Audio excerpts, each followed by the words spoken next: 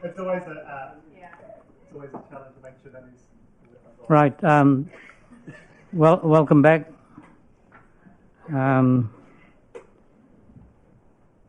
The next submitter for Tiatewa ki whakarongotai, Tumuaki of that organisation, Tiatewa ki whakarongotai, Andre Baker. Welcome. A tēnā koe, e te koromatua, koutou mā te rōpū, kaunihera me ngā kai whiriwhiri o te kaunihera o Kāpiti. Nei rāta mihi kia koutou. It's my honour to stand before the Council and to acknowledge all the work that's been undertaken to provide our Council with a submission on behalf of Tatiawa ki whakarongotai. I think in my opening address, what we really want to emphasise is the work that we initiated to conduct our own internal review of our partnership with this Council. And that work was completed in October 2020. And I think it creates the benchmark for all of those things that we agree need to happen to reset our partnership as treaty partners. And I've been asked to ensure that there's a clear understanding about how that provides for a better prescription for our relationship moving forward and our partnership with our iwi. We're wanting to create more efficiency in our engagement with Council, and I guess there's always a tension in terms of generating a list of things that you're wanting the Council to help you with in order to manage your relationship and your partnership. We think our review clearly identifies the need to be far more smarter and efficient in our future relationship with one another. There are three things that were found important in our review.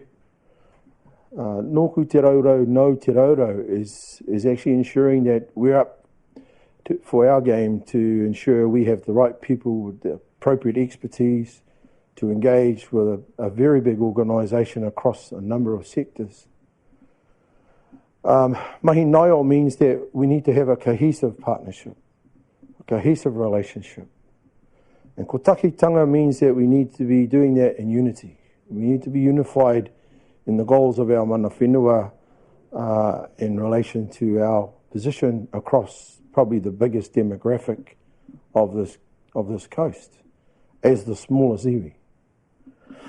And so there are a number of things that are outlined in our submission that are relative to our review, and I've been asked to ensure that our submission is relatable to those things that we identified in our review. There are 7 findings, and so I'm just again challenging our Council, our elected members, to become familiar with our review. That's going to be our future prescription alongside our kaitiakitanga plan. So I'm happy to take questions.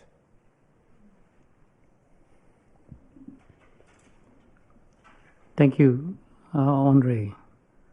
Before I open it up for questions, can I seek your indulgence to explain the physical area where you have come and we interface with you? The landscape of our rohe extends to the south from Wharero, commonly referred to as the area around Queen Elizabeth Park.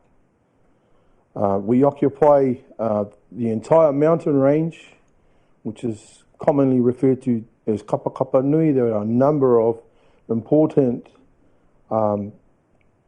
peaks that capture our rohe, right through to virtually around Peka Peka. Kukutawaki has been, I guess, agreed as a common point of where we meet with our Ngāti Raukawa relations. So between Wharero and Kukutawaki, I think, is a fair description of our takiwa, notwithstanding takutai moana and the shared responsibility that we have from the mainland across to our mautere tapu Kāpiti.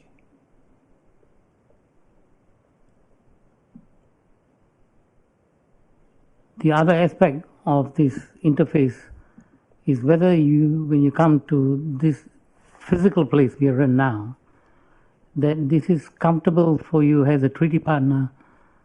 I relate to one of the comments made by one of my councillors, Jackie Elliott, at one point.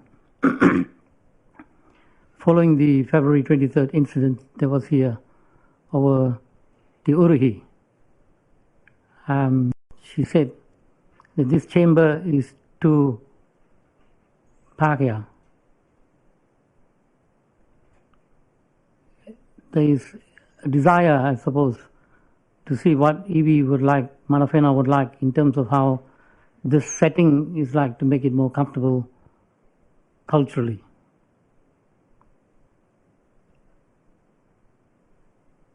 So then we might want to commence with that engagement in a more culturally appropriate setting. And I would encourage our elected members to consider initiating that conversation in an environment that's more conducive to our expression of our tikanga. Cool. But I acknowledge the point that elected members who met with the Confederation following that event and in the company of the Race Relations Commissioner, I think appreciated the environment in which we met and how conducive that could be if we could in some way duplicate that so that it represented the relationship that you have with Mana Whenua. Thank you. Open for questions. Councillor Elliott. Oh, look, thank you, Andre, for coming, and thank you, Amiguru.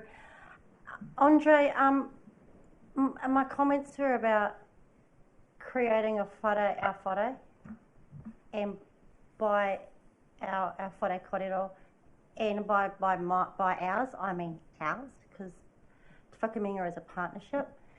So there are ways, I hope, in which we can take the white away from some of these spaces, and like bringing the plants here, just create a culturally, a safer environment and an environment more conducive to good outcomes and good, worthwhile kōrero. But I wanted to ask you something.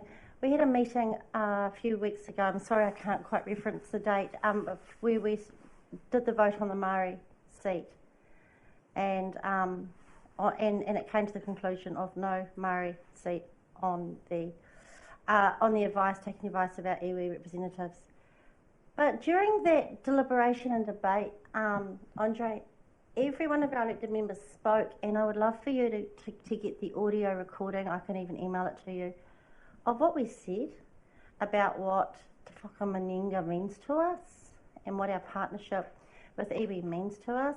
And I just think that listening to those words might play a role in starting this conversation in a really good spot and let you know where we're all coming from as individuals. So I'll flick that to you. If I could answer that this way, I think part of the journey moving forward is for iwi to continue to occupy that responsibility that we inherit as Mana Whenua, to be able to continually exercise tino rangatiratanga. What I'm hoping we can achieve in our treaty partnership relationship is our council being able to express to the very best of their ability kawanatanga. That was something that was spoken about during the course of our titiawa hearings, the recent inquiry. I think if we're willing to open our minds and our hearts to the potential to achieve that, then all expressions that show the unification of Mana Whenua and our council can absolutely be expressed according to those things that are important to you individually, are important to you in terms of your relationship with your wards and the relationship that you have with your community through your community boards. Kawanatanga, I think, is an important expression that will complement tino rangatiratanga that will never be compromised and will always be forefront in our ability to represent the inherited responsibilities that we have. Councillor Holbrook. Kia ora. Andre, always lovely to see you here and in those other settings too. And I just wanted to follow up on that a little bit. Do you think we should be having conversations outside this environment with you, not just once coming up, but more regularly? How might you see that looking? First of all, yes, I would absolutely support an initiative that provided for us to engage with one another within our rohe. It doesn't necessarily need to be on our marae. There are a number of significant places that exist within our takiwā. So first of all, yes, respectfully, I think that would be great. I wanted to acknowledge the council, elected members and senior staff who came and met with us to receive our presentation of our partnership review. There's an example of a positive, constructive and efficient engagement where I took it that all people who attended, who are elected members or employed by this council, were in a comfortable and safe environment. We certainly were. We have examples of where we can engage like that. Thanks, Andre. Kia ora. Councillor Coates. Kia ora, Andre. Good to see you again. Tēnā koe. You have referenced the review, and then just in your last sentence you have again, and I guess it's probably just helpful to note that not all elected members are aware of the findings from that review. But with that, I do want to touch on a point that I've heard you say often when approaching this, and it's something that sticks in my mind, and that is in working towards things in a mana enhancing way. And I wanted you to just elaborate on that a little bit further, what that means to you. And aside from that, there's been feedback, either both prior to the LTP and even through the submissions in the LTP, in Te Atiawa's exit from Te Whakaminanga has been a failure. But I know that you see that as an opportunity. And so I'd like you to respond to that for the benefit of us and for listeners around that example of a mana enhancing approach and the opportunity that exists there. So you might recall I made reference to that when we came as a confederation and addressed you regarding tūruhi. And I think it was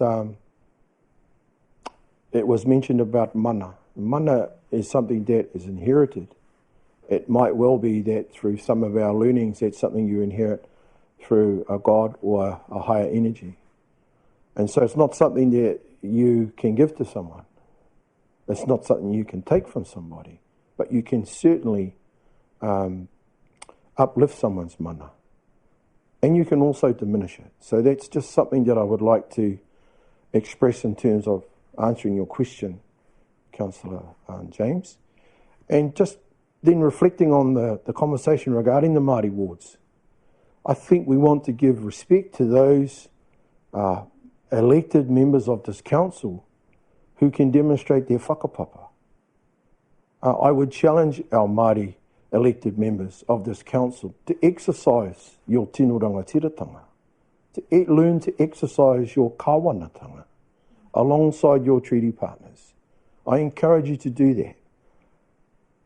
Yeah, I think the decision across the Confederation at this point not to support the Māori ward is also acknowledging those that actually inherit the responsibility across this district to be our voices, to be sensitive to those things that are important to us. The other point you raised, James, just remind me, please. Was around the opportunity that exists in terms of the partnership, and specifically in relation to it's being referred around the exiting of Te Whakaminanga. So, but I know from talking with you, you've seen that more as an opportunity. There are 7 findings in that review, and one of those findings is that we want to come back to the table to Te Whakaminanga. But again, we want to be able to do that so that it is mana enhancing. We do want to be able to sit alongside our mana whenua partners in council and be far more efficient in how we engage. We don't want to be going through a resource consent process where there's multiple layers to us getting to an outcome. So I guess, again, we want to be resourced to do that, but ultimately we want to do it more efficiently. And of course, you know, like I know, that there's a huge demand on council expenditure our district out there will have a strong view about increasing their rates. And I appreciate from my experience how difficult it is to meet the expectations of everybody. And so, yeah, I would say to you all, I think it's about being more efficient in our relationship with one another.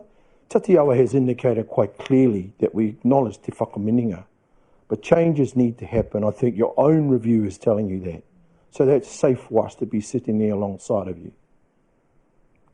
I had one last question. In the way that I've read some of the submissions, it seems that there's, I guess, a concern or a criticism that iwi have too much say or too much involvement.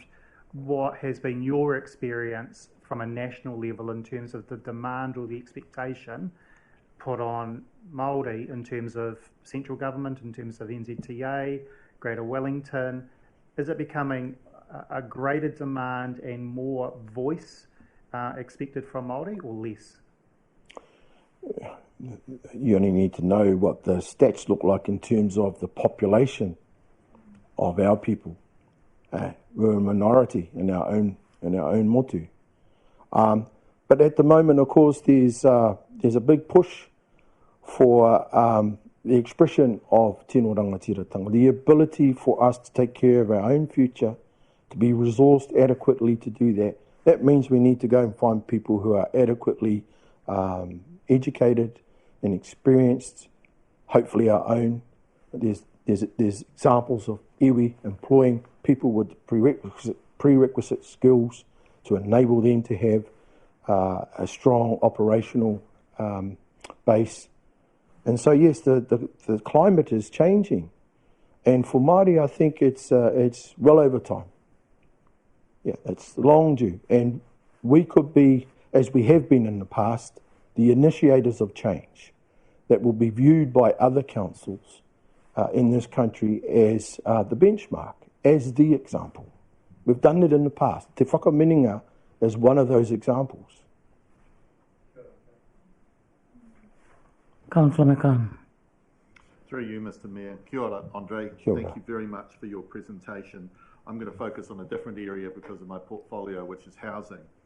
So I want to preface what I say very carefully, which is I'm desperate to start running in this space because we have so much need in our community, whether it's young men and women who are couch surfing, whether it's families not being able to afford rents, whether it's people in emergency home. We have a need which requires, and this is the message that we keep getting back from the community, urgent action. So what I'm very keen to hear is, having read your submission, is that you want to be properly involved in the decisions that we make. How do you foresee, or how do you suggest that should take place? Because Councillor, and I do apologise for this preamble, Councillor Coates and I have been talking about the absolute need to come and speak and listen mostly about this issue within the Otaki, because of the need is slightly different to the rest of the community. So I'll be quiet now.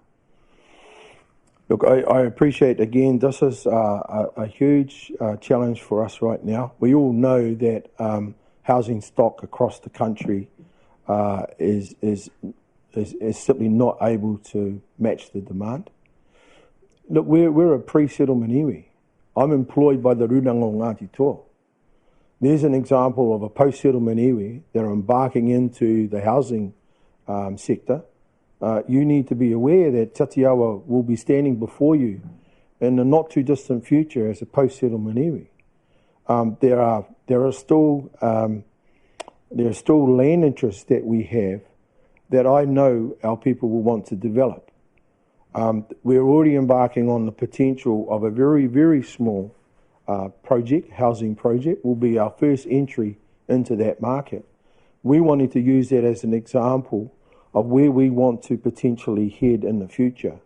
I'm very excited about it. It's still in its infancy, but nevertheless, there's a willingness here to have that conversation about how do we take care of our people. And I say our people who are predominantly the lower socioeconomic bracket. They are those people that are on the benefit, that are below the poverty line, that are the people whose sons and daughters are attached to youth justice interventions. And at another level, I'm dealing with them through the courts, I'm dealing with them through prison.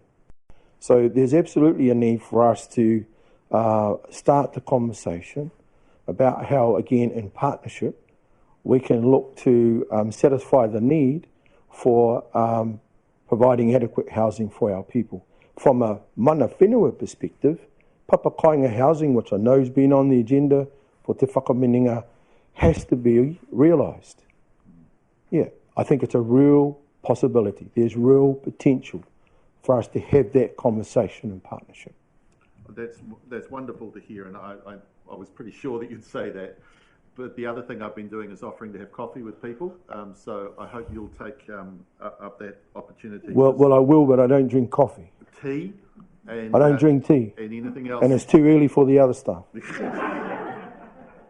It's 6:19. I do want to note one thing in here, and again, conversations help to ensure that there aren't miscommunications.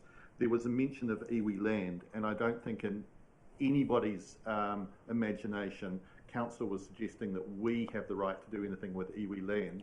I think what was being referred to in the documents was there is potential because there is iwi land, but it'll be up to iwi.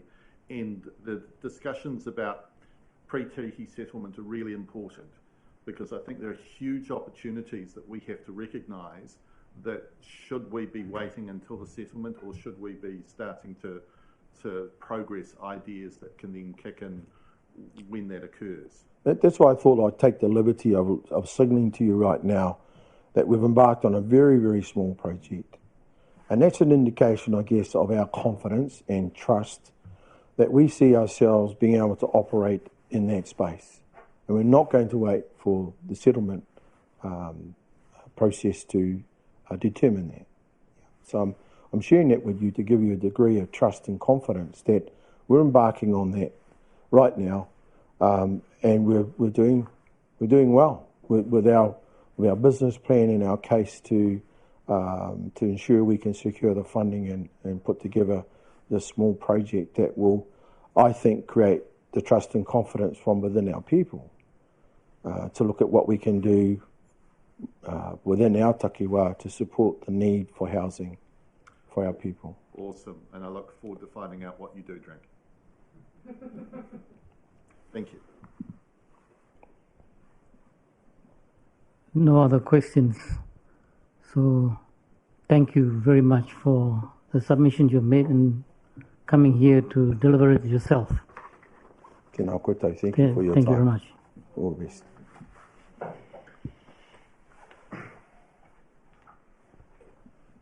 Next, submit Stuart Webster.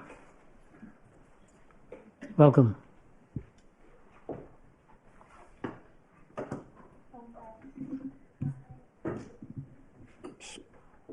Get that right. Thanks for the opportunity to present our views on the long-term plan. I'm not sure how your copy printed out of my submission. I know when I put it in, it was formatted with bullet points, etc. But when I printed out a copy, it was just paragraphs which were about a page long. So apologies that it comes out a bit garbled. My work role is a commercial manager, and I work for a large organisation. So I get heavily involved in commercial aspects, financial strategy. And just by sheer chance, yesterday I was presenting and working with our chief executive around a strategy we were putting together. I was probably taken down a peg or two when we presented it and didn't quite get the positive response that I expected. Now, the issue wasn't that the strategic intent wasn't sound, or what we wanted to achieve wasn't sound. The issue was the strategy was overly aspirational. So what we hadn't presented to the chief executive was what was the minimum viable product. What could be put in place now that would build for the future to achieve the aspiration. And when I read the plan, that's one of the issues that I see in the plan. I see it as quite aspirational, and I sort of say to myself, where is the minimum viable product? What are the needs versus the wants? Because effectively what you're asking the community to sign off on is a threefold increase in capital expenditure from 70 million to about 220 million over 3 years, and increase in OPEX cost, and you're effectively asking the ratepayer to incur a 25% increase in rates over 3 years. So one thing I should have mentioned to start with, being a commercial manager, I'm coming at this from a commercial perspective, so excuse the numbers and the commercial side of it versus maybe the societal sides of it.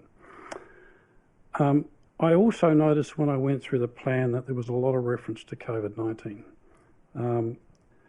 and that part of the strategy behind the plan was COVID investment to help recovery of the community. Now, I'm not sure whether I see that as a council responsibility. I see that as a central government responsibility. And I also see that New Zealand Inc. and Kāpiti haven't done too bad out of moving forward in a COVID environment compared to the rest of the world. So my point here is investment should be based upon need and return on investment rather than trying to stimulate the economy. That will happen naturally. So one of the questions I had when I read through the plan was, where's the 3% rate increase option? Where's the minimum viable option? Where's the 3% option? Where's the 5% option? And what can be achieved as part of that? One of the other questions at work that we work, some of the colleagues live here sort of discussed with us as well, is that Kāpiti is an ageing population. So the affordability of the plan is quite important to a large percentage of the residents. I think he quoted that, Hutt, for example, had an average age of 36, where Kāpiti had an average age of 46. So I don't know what the demographics are here, but it's just another side point. In my submission, I probably had two broad themes. One was a concern about the level of expenditure and the impact on rates. So I put my personal situation in there. Fortunate to have a high-value home, but for me, the new rates increase would mean that I would be moving from, say, $5,600 per annum last year to $6,000 per year rates. That's $2,600 more than the average rates. And I did a wee calculation that over the 20 years I've lived here, I've come back here, I've paid $52,000 more in rates because I've been in that house for 20 years than the average ratepayer. And I find it difficult that the council can just think it can put rate increase on rate increase and then base that upon land value and capital value and expect us to keep paying. So my increase, for example, in this is close to $400.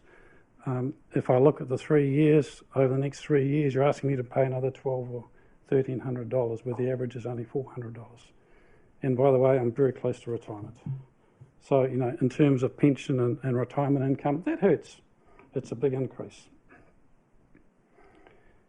If I look at the second side, the second theme of the submission, my view is the council should focus on its core business only.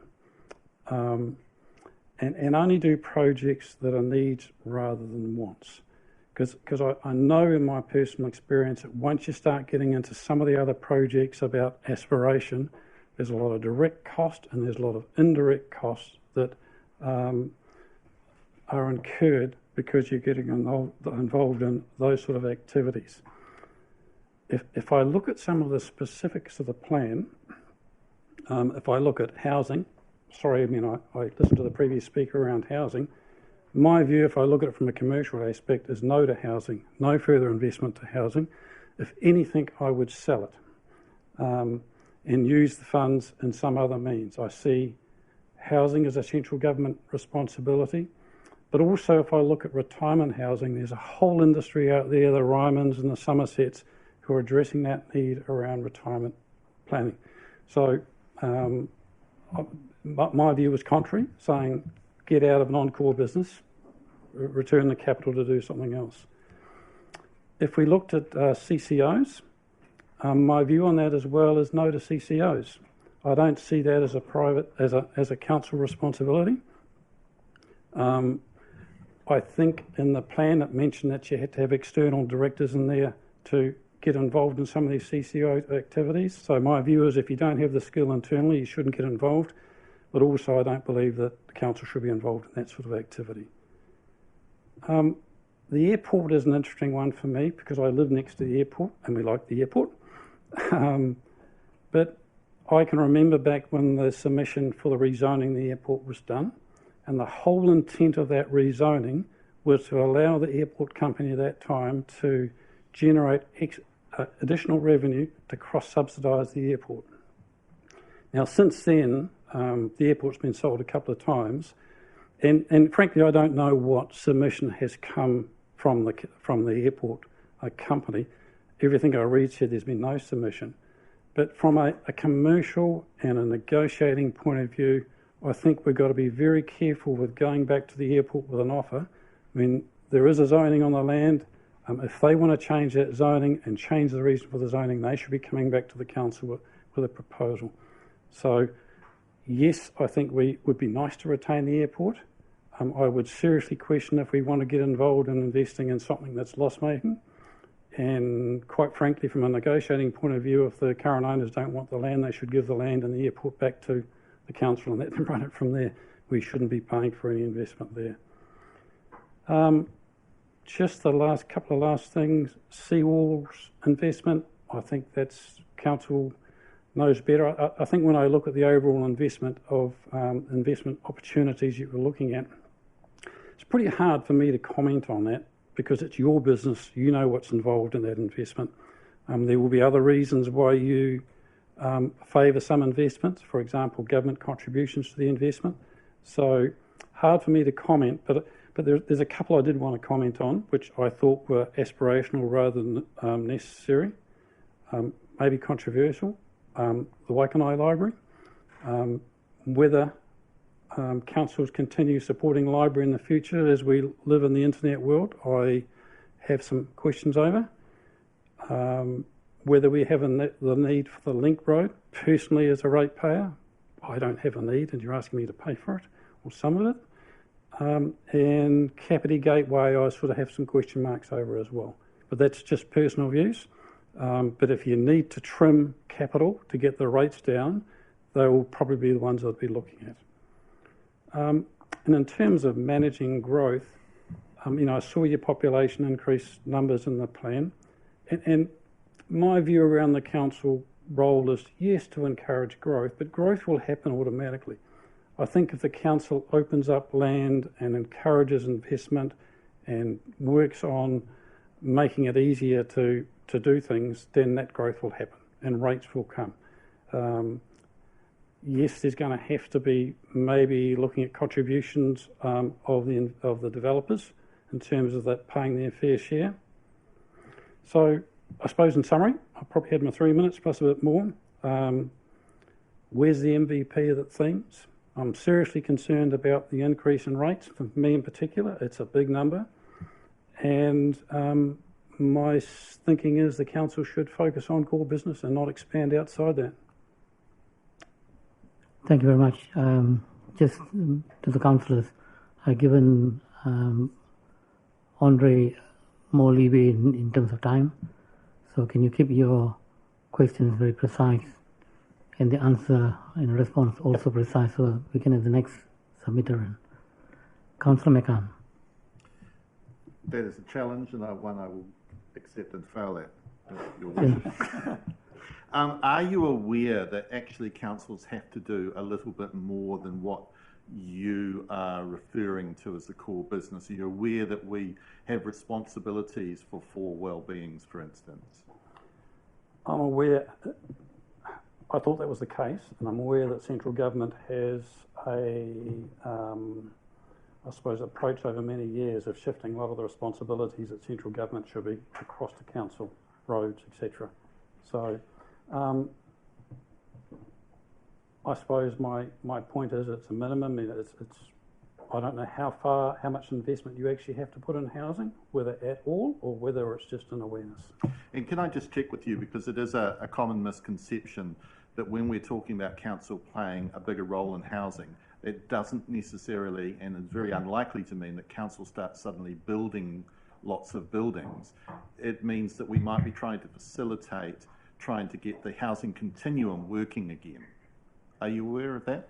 Yeah, I saw that in the plan, and I think my submission said exactly that, to encourage growth and to free up land, not be the developer. So are you supportive of trying to ensure the development of low-cost housing, social housing, and emergency housing, because in the housing continuum, those things aren't being developed?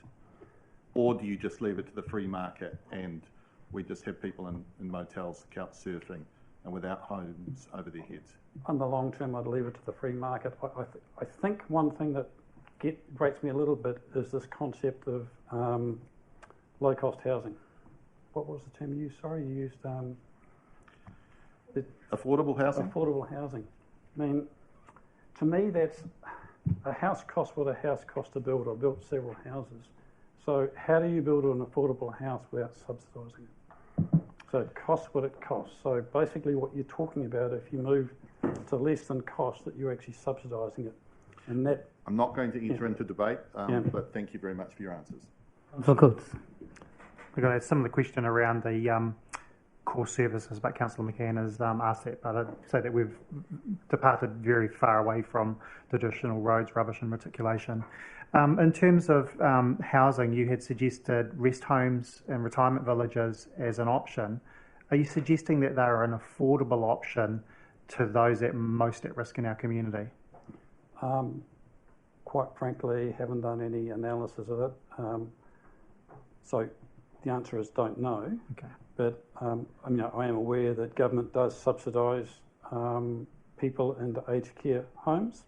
So if you're below a certain level of income or assets, then the government will assist in actually paying for that. Probably was, well, I sort of shake of the head there. It probably was 10 years ago when my mother-in-law went into a home. She was cross-subsidised by the government in the home into Somerset.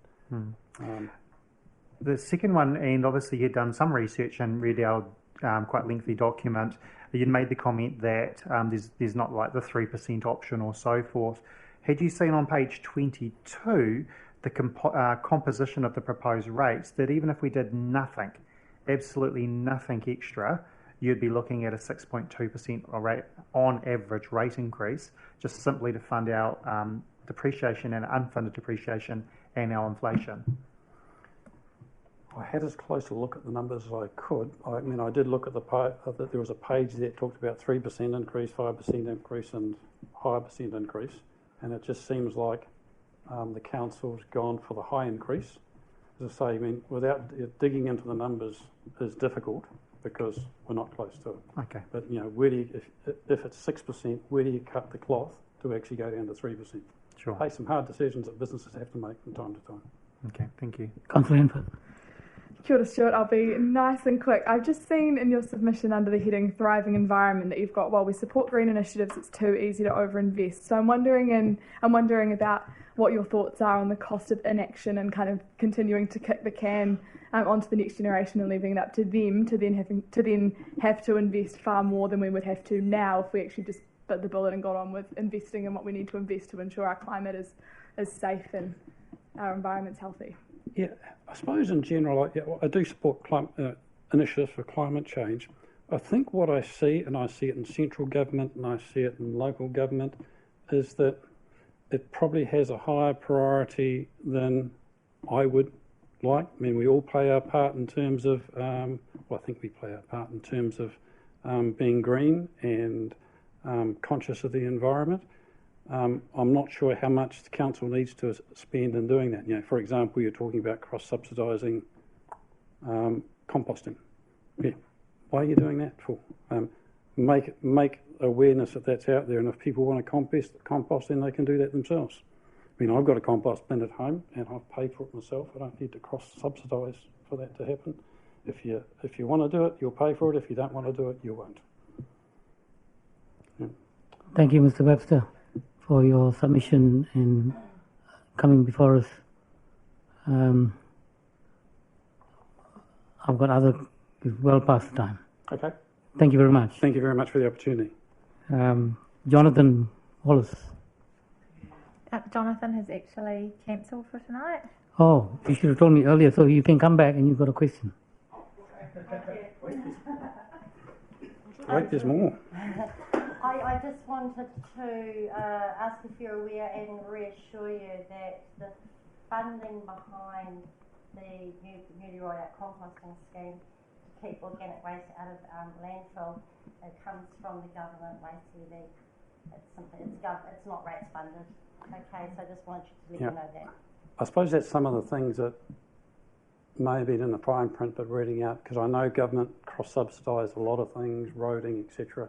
Yeah. But I don't know what the percentage is, so you take the numbers, you just take the words on the page. So yeah, so that's good. Well, comes out of my taxes in that case instead of my rates. Thank you. Thank you very much. So, Joe Buchanan.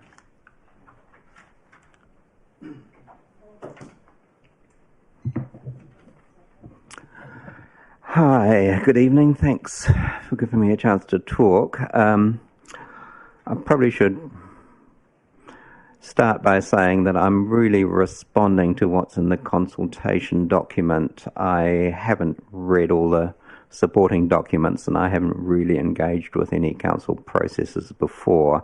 So there may be things that I'm talking about that are probably better off somewhere else, and you can tell me if that's the case. However, it is the long-term plan, and I think there's quite a lot of things which I thought were omitted. My main concern was the treatment of climate change in the consultation document, which is probably my main concern in life at the moment. I'm particularly concerned that there's not very much about the reduction of emissions apart from the council's own activities, which has already taken place to a large extent, which is good. Thank you. Good work. I support it. But the emissions across the Kāpiti district continue to rise, and that's mainly from road transport, according to the last greenhouse gas emissions report from the council, and also from other areas like air transport. And I didn't see very much in the long-term plan that really addressed the issue of greenhouse gas emissions, which obviously need to be cut substantially. And I thought that was, somewhat disappointing to me, at least, reading through it, partly because the Council's strategic framework principles say that Council will be a strong and effective leader on climate change mitigation and adaptation and will give effect to the climate change emergency.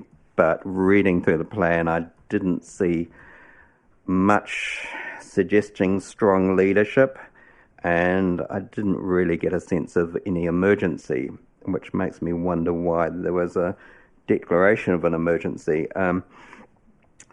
The main question that was asked in the consultation was whether the council should speed up or slow down in reducing its own emissions. I think that's largely been addressed, and it wasn't clear to me in that section.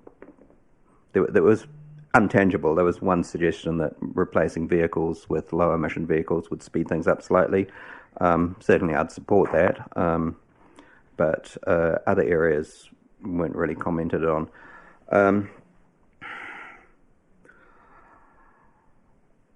Looking at the key decisions sections, I think there was no mention of climate change in housing, the section on Ccos, and surprisingly the section on the airport, despite I think it was in the strategic framework principles that suggested that climate change needed to be integrated across all aspects of council, but you don't seem to be going out of your way to consult on that. I think there's one unspecific mention of climate change in the managing growth section, and I realise that's going to be consulted on in a separate process, but I was surprised it wasn't highlighted in managing growth, that growth you'd think would be managed in such a way as to hopefully reduce greenhouse gas emissions. And from what I've seen of the council, the growth has often been linked to roading developments, which are the major source of greenhouse gas emissions. And despite that, I think public transport's not actually mentioned in the consultation document at all. I know that's more of a regional council issue, but the council can at least be an advocate for it. I think there's one reference to sustainable transport in the whole document. So I can't see how the concern for greenhouse gas emission reduction, which is expressed in the strategic plan, is being applied to the council's support for air travel or facilitating car use or housing in areas that really are car dependent. In housing, the consultation document suggested new growth housing south of Waikanae, which I'm not even quite sure what that means. I presume Otahanga. Tohora and Pekapeka, which I think are both areas about as far from public transport hubs as anywhere in the Kāpiti district, seemed to me suggesting growth in new housing, just get some water, was going to be predicated on private cars as the major form of transport.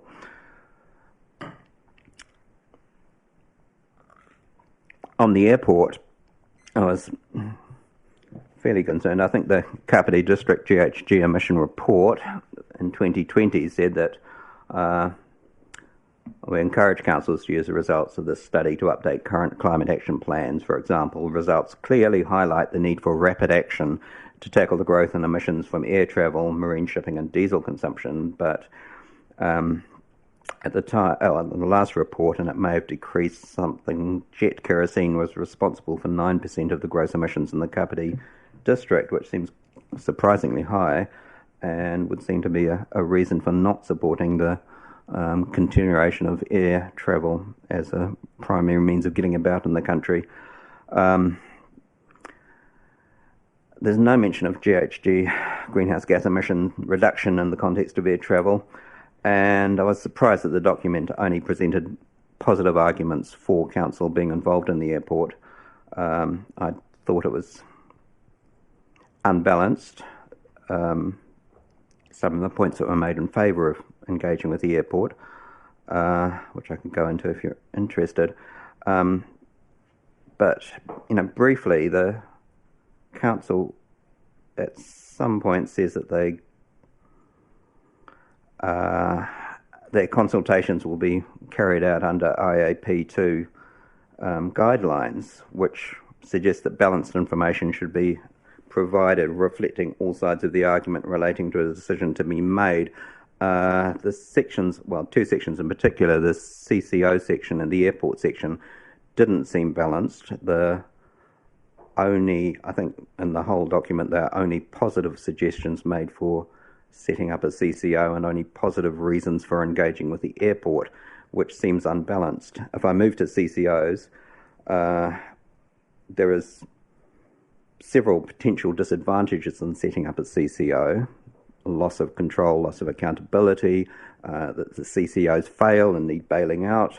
I think various things have been suggested, and these were outlined in a report by the Office of the Auditor General in 2015. So those advantages have been listed. So if you're going to present a balanced view on CCOs according to the IAP2 guidelines, then I think those advantages are out there and they're reasonably objective, I would think, if they came from the Office of the Auditor General. There was also a review of the Auckland Council's CCOs in 2020. An independent panel looked at them and they listed other disadvantages and specific ones in the Auckland context. I think all the examples of CCOs in the consultation document were positive. There have been negative problems with CCOs in Auckland and Queenstown at least. I'm not really an expert in this area, but the problems are definitely there, and none of those were in the document. Some of those outcomes in Auckland, according to a review, were that council... Do you want to speed it up so we've got a chance to ask questions? Oh, sorry. Okay, I'll just say one more thing then. I also found the two-step consultation process in the CCO very intelligible, very difficult to engage with, because in the first case we were asked about engaging with a structure without an outcome, and presumably further down the line will be and trying to engage with an outcome with a structure already in place, and I found that confusing and difficult, but I can elaborate more. Sorry, carry on. Yeah. Councillor Coates. Joe, thanks for coming in tonight and sharing your thoughts on the long-term plan. I just wanted to touch firstly on your comments around emissions and particularly around our commitment to, or over-commitment to roads.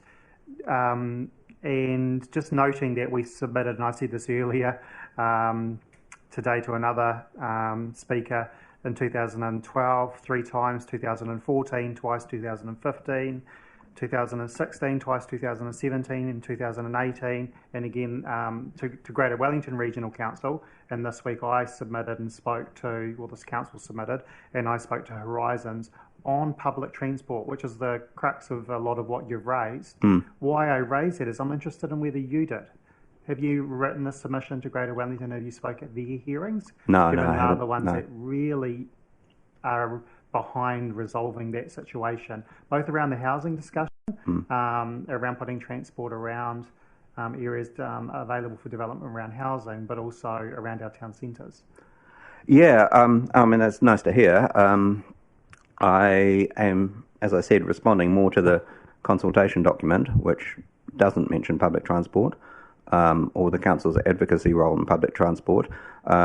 It does mention the advocacy role for air transport, and you know, for my money, I'd much rather all the effort was being put into, say, rail transport, and none of it into So air can I transport. just clarify, you haven't made a submission to GW? No, Okay. no. The second I'm- one, I haven't really engaged with council processes before, so this is really the first time. yeah, so it's sure. a bit Okay, of it's a understandable.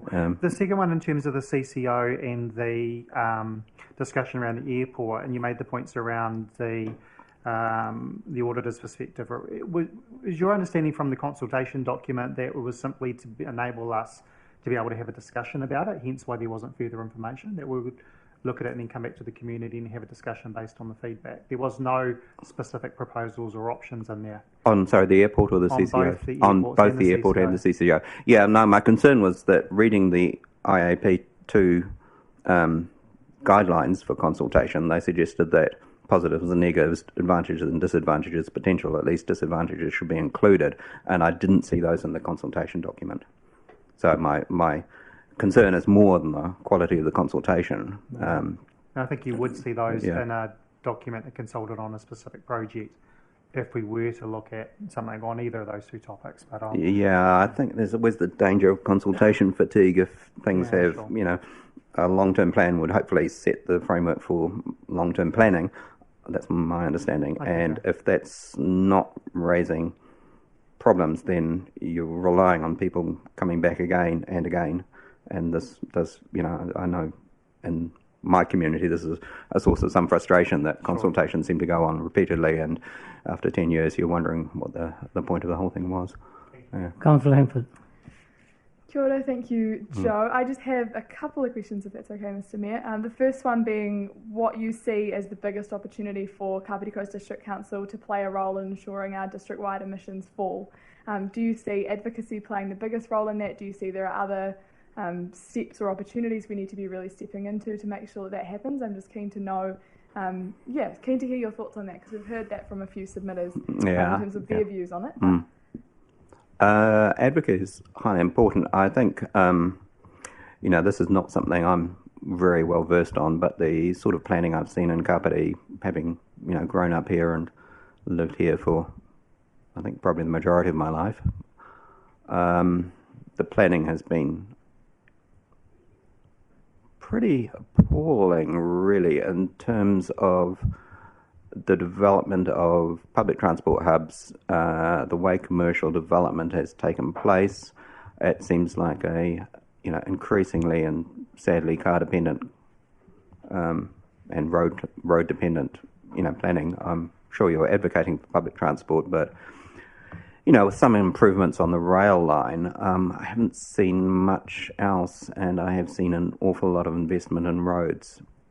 I think, you know, advocating very strongly for electrification, at least to Otaki, and further, you know, if you're going to advocate for air transport, I would love to see a return to long-distance rail transport being viable in this country. I've, you know, travelled in Your second Europe question. and Japan and just seen such a difference compared to New Zealand. But I know that's a advocacy role rather than a on the ground role. Oh,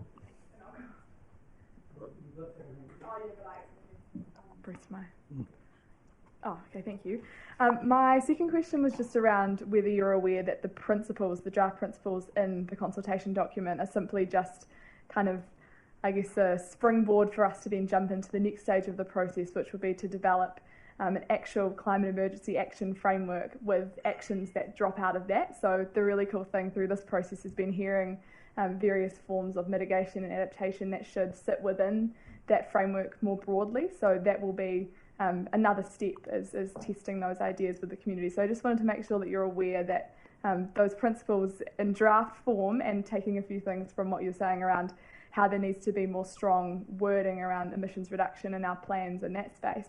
But just wanted to make sure you're aware that that, again, is just kind of the beginning of the conversation of having a framework to truly take those actions. Yeah, I mean, that's all very well and, yeah, great, but if it is an emergency, then what I found reading this document, I was getting frustrated because if there is a climate emergency, which I think there is, and you seem to agree there is, then that is a time for not developing policy processes and frameworks and then down the line putting them into place. If this was any other emergency, a flood, we would not be, engaging with the community before we started pumping out the houses or something like that. I feel like, considerable frustration and climate change awareness began in the 1970s when I first became aware of it, and through my life I've engaged with many political issues and not so much climate change, but I feel somewhat saddened that things are moving so slowly and continue to move so slowly. If this is an emergency, I thought things would be right in there by now. That's how I feel about it. Yeah, sure. Mm. I suppose an emergency in China would be handled differently to an emergency in New Zealand. Welcome to the democratic process. Sorry, that's a bit. thank you, Mr. Mayor. Confrontational. I don't think the Mayor meant to ask a question. I'll be very quick. I do want to say thank you very much for this presentation. One of the things I've noticed in your presentation is you've actually been digging a little bit deeper than the document, and that's actually one of the problems with that is that there are other forms of consultation that are occurring that you're alluding to, and I think you used the phrase consultation overload. Fatigue, I think. Yeah. Mm. And we're about to start consulting on our growth strategy because you talked quite eloquently about some of the mistakes that we could make if we aren't building houses next to transport hubs and all of those type of things. So please, the question to make it legal is, are you aware we're about to start consulting on the growth strategy, which addresses many of the concerns that you've had about making sure you've got the right type of lens on this growth? Yep, I was aware of that, and did read some of the regional council's documents on growth too, which I thought was, I found it a lot easier to read. Seemed a bit more tangible, I guess. Yeah. Thank you very much. On the question of China's response versus New Zealand's response, if that's a question, I'm not sure. I'm not suggesting that. It wasn't a question. Okay, I'll leave it. It's a. Councillor Holbrook, she will ask you a question. Lot of questions for me. Thank you for the effort and thought you've put into this, and I'll certainly be taking away what you've said and thinking about it quite seriously. I just want you to be aware that we're about to start a consultation on the district growth strategy. Good.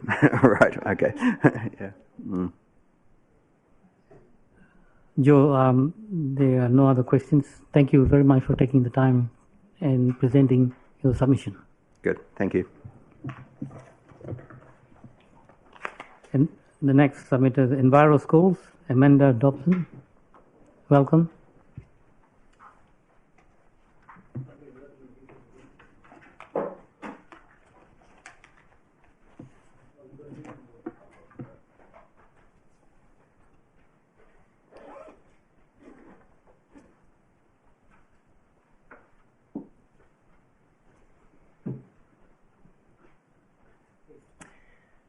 Tēnā koutou, tuatahi, ka mihi au ki te taia o te rohi nei, ko maunga ko tuku te maunga kei te mihi, ko warimauku te awa kei te mihi, ko te rau o te rangi, ko raukawakawa te moana kei te mihi, ko Ngāti Raukawa au ki te tonga, ko Te Atiawa ki Wakarongotai, ko Ngāti Toa Rangatira, ngā mana whenua, kei te mihi. Kia koutou ngā kaimahi o te kaunihira, kei te mihi hoki. Thank you for the opportunity to speak tonight. I am here to paint a complementary picture to the submission that was already presented by our regional coordinator, and so I provided a additional handout that I'm largely going to read my notes because it's not my favourite thing standing in front of you speaking, and you won't have had a chance to read it and may not be able to find the time to, so I'm going to take this opportunity.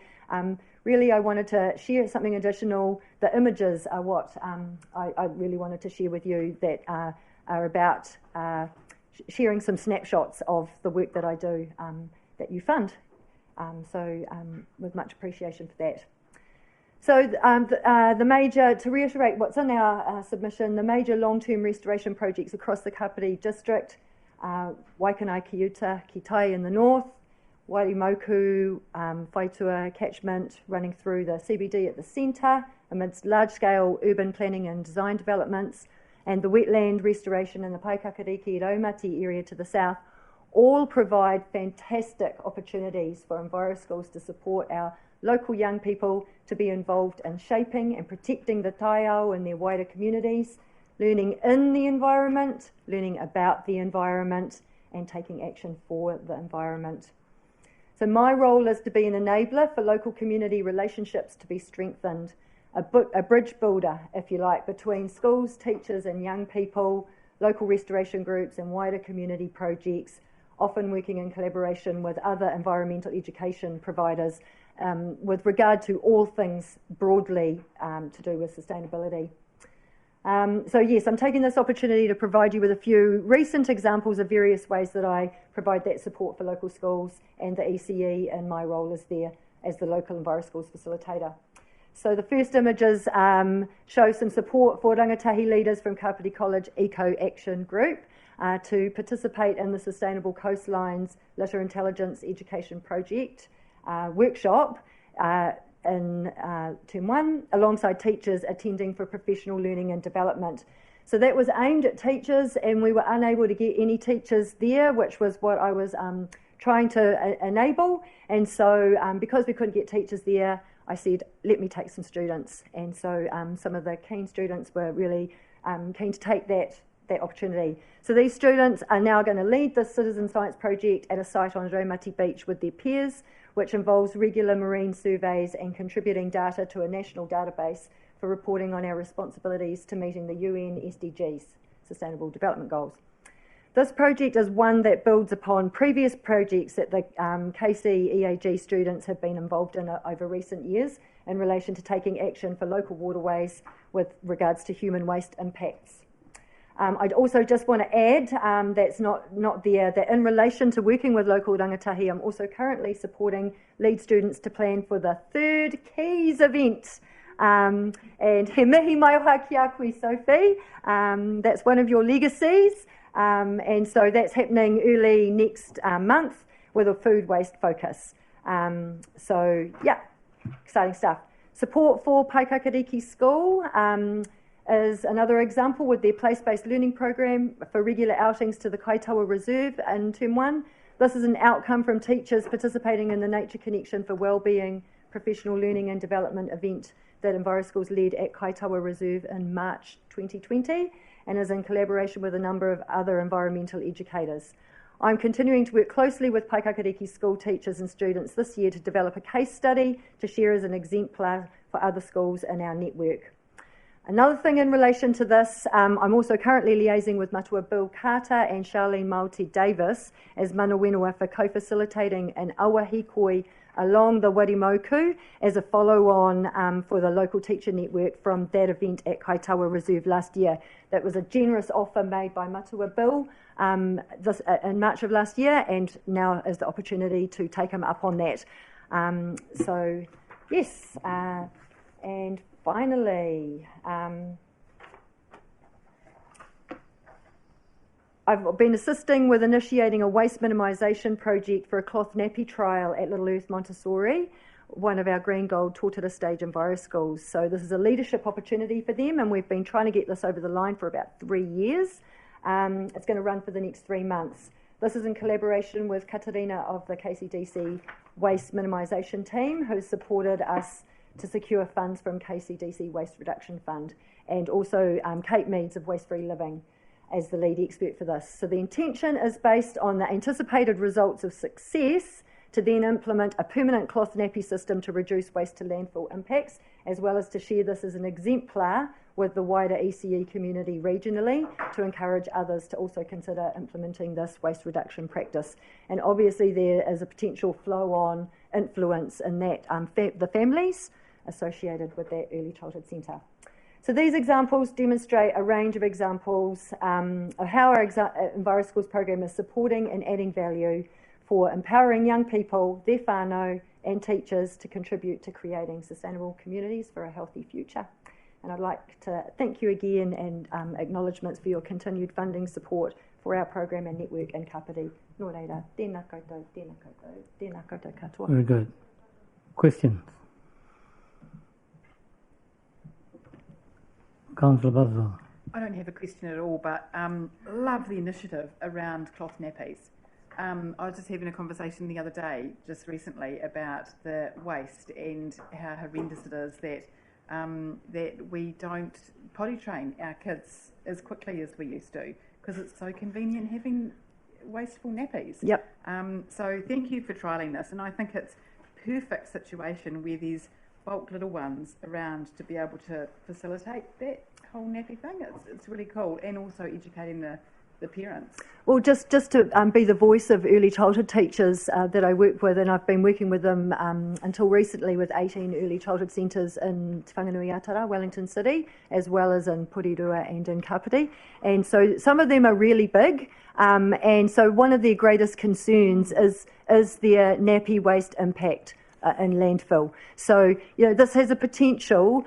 This is already happening and successful in Auckland and Tauranga, led by Kate Meads. And so, you know, it's a no-brainer for us to bring that opportunity into this region. So I have great hopes for the impact that could make. Thank you very much, and thanks for all your work. It's great. Councillor Hanford. Kia ora, ngā mihi nui ki a koe, Amanda, and thank you for being such an inspiration and teaching me so much. I've learnt so much from you over the few years that I was at Kāpiti College and even continue to now. Just have a question around the kind of energy around Enviro Schools at the moment. How are the numbers involved, say at Kāpiti College, the other colleges you're involved with, the early childhood centres? How's the kind of mana of everyone involved, and what's the energy levels like? The energy is high and it is intense, but there are so many opportunities to harness that. Again, acknowledgements to you and all that opportunities to learn from our young people leading. Sophie, the School Strike for Climate and the COVID pandemic experience has only really brought that energy to the surface for more people, I think, and makes what we offer as relevant as it's ever been. So there is so much energy that it's hard to attend to it all. Really, there's a lot of demand for what the value that we can bring, and our capacity is pretty stretched, to be quite honest. And I'm funded for 10 hours in Kāpiti a week, and also about 10 hours in Porirua, and my job is made sustainable with some regional across the region responsibilities that I share with other team members, so that we don't have to still also have secondary jobs, still working in early childhood or schools as we used to. So, there is huge capacity. It'd be great to have 2 of me in Kāpiti and 2 of me in Porirua, to be quite honest, there's huge potential for that, I think, if that answers your question. Holly. Kia ora. I just wanted to say, and particularly in light of your last comment, that my Portuguese has been lucky enough at Kāpiti School to be enjoying and benefiting from your program that you run in our village. So I just want to say thank you, and I know that he's not alone, that they could talk about it a lot. Awesome. Kia ora. I'm actually here from Hui with teachers at Paikakariki this afternoon. So, it's lovely to have the opportunity to be working in that community. Councillor Elliott. Hi, hey, and thank you for your work. It's amazing. And I have always heard the words enviro skills come up, and as portfolio leader for sustainable waste management here in Kāpiti. But I wondered if you yourself in your role have ever presented to the local government locally. We have a group called the Regional Waste Forum. I'm just wondering if they've captured you yet to come and spend a few hours and talk to them. Well, I guess, our roles as facilitators, community facilitators on the ground, is to work in partnership and collaboration with those people in the council. So Katarina Kennedy is my key person here. So I'm aware of what's going on, but my regional coordinator would be more involved at that level.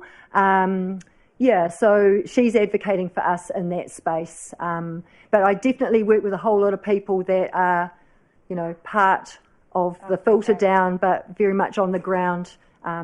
Oh no, great, because we host every year in November. We host the regional reps in here. Okay. And you're just the sort of person we want to capture and say, come on in and wow, these guys.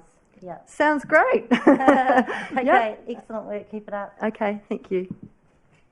No other questions, so thank you very much for taking the time to present your submission to us. Kia ora. Thank you.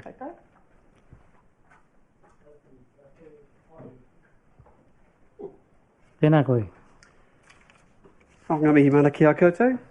Goodness gracious me, do they pay you overtime? How long have you all been here? Democracy in action. How fabulous. Righty-ho. Shall I get underway? So, tēnā koutou katoa, I'm Russell Spratt, and today I'm representing the Economic Development Kotahitanga Board, of which I'm a member, and I have the pleasure of having the education portfolio. As you know, the board have applied for funding for a feasibility study to ascertain the financial viability of an education hub based in Paraparamu to provide local training options to meet recognised skill gaps within local industry. We understand that KCDC has recently adopted the Kāpiti Coast Economic Development Strategy, and that growing skills and capability is one of the 5 PO of your strategy. With that in mind, our feasibility study will look at how to understand what the community and industry say their education needs are, and how vocational training needs are being met now, and how to increase the employment and training pathways for all. We'll explore the viability of operating the hub, a hub characterised by collaboration between iwi, education sector participants, and vocational training experts. We'd work with Otaki, Kāpiti and Paraparamu colleges and training providers, including but not limited to Welltech Whitireia, Te Wānanga o Raukawa, Victoria University, UCOL, Kiwi Can Do, Horewhenua Learning Centre, and funders. We expect economic outcomes for the Kāpiti Education Hub to be increasing the level of qualification attainment, to decrease the number of young folk and rangatahi not in education, employment or training, and to increase investment into industry and businesses, and to support sectors currently experiencing high demand and growth, including but not limited to the construction, infrastructure and the seniors sector. The board is heartened by the success of the Horewhenua Learning Centre and encouraged by the demand for vocational training in that institution.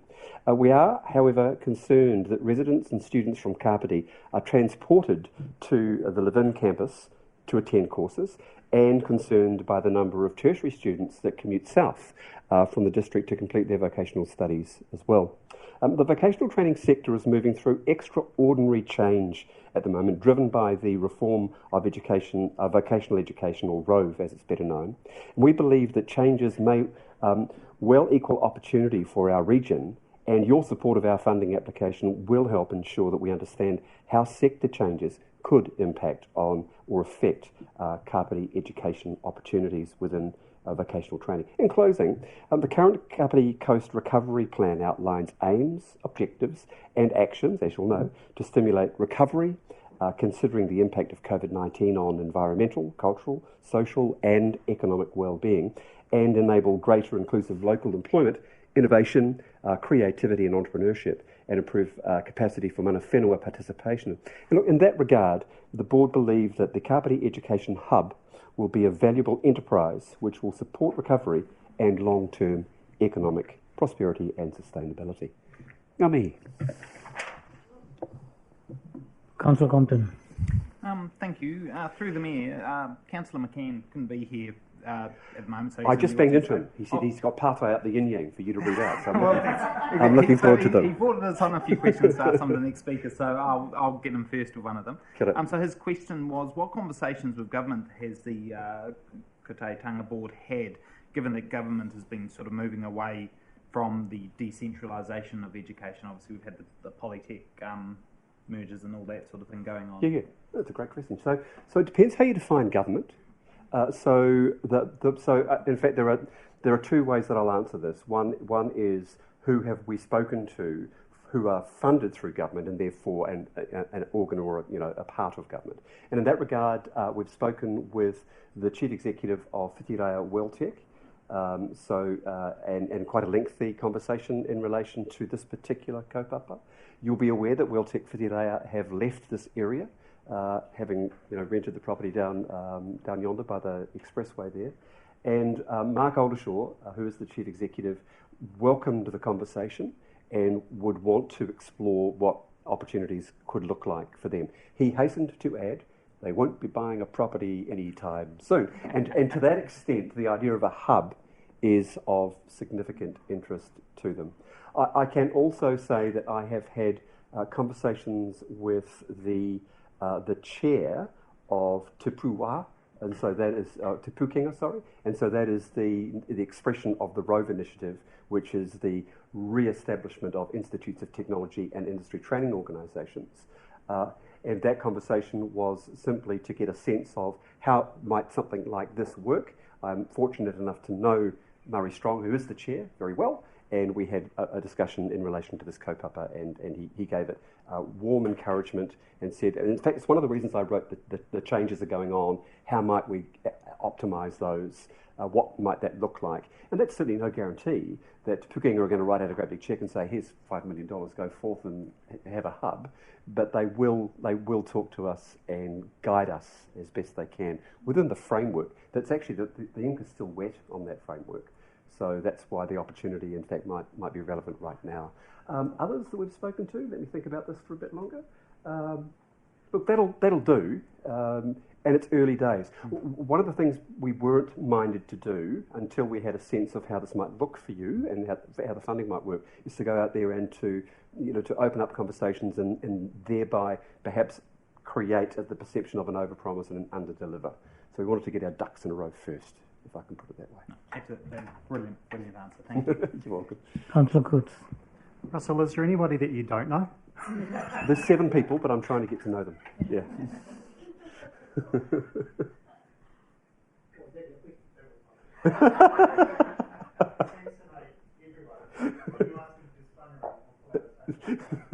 It's my job. That's about over 2 days. That's the best question. Is it really? Yeah, and that was a really good answer. I'm honoured. Can we have a copy of what you said tonight, please? I shall flick that through to you when the sun comes up. That would be lovely, thank you. Right. You'd be surprised there's no questions. No more questions. Disappointed, come on. Like you said, the night is getting... Yeah. Mr. Mayor, it's not a question, but it is a comment, if you may. Look, it's good to see the Kotahitanga Board in action. And obviously this is the first approach through a planning process, through a long-term plan / annual plan. I've obviously seen members of the Kotahitanga Board involved in the multi-economic development grants, which I think added a different perspective to that, a richness to that process. Yes. With obviously your expertise and your phone book in hand in that example. But tonight, to see you here presenting on a opportunity, a potential opportunity. It's nice to see that concept around the Kotahitanga Board and economic development and I guess looking at the opportunities out there actually in action. Well, thanks, James. If I can speak to that, there's two things uppermost in our mind, and one is to ensure that economic opportunities, ones that have, education, training, and ongoing benefits for life, are being kept in the area, are critically important. And the other one that I hope I weaved through the cordial just now was that we are mindful of the various other activities, strategies, programs that are in development, and we're trying to weave into those, so it's not coming from the left field or whatever. Hopefully, so that this particular exploration can happen with some support. So, kia ora. Councillor Harbour, is your light on? Yeah, I'm going to ask something. What was I going to ask? No, so it's just a little bit outside of what you've said. So just general question about the group that you're representing tonight. So it's wonderful what you're planning to do, and it's really kind of a concrete kind of concept that's where there's an obvious need. It's a bit of a no-brainer.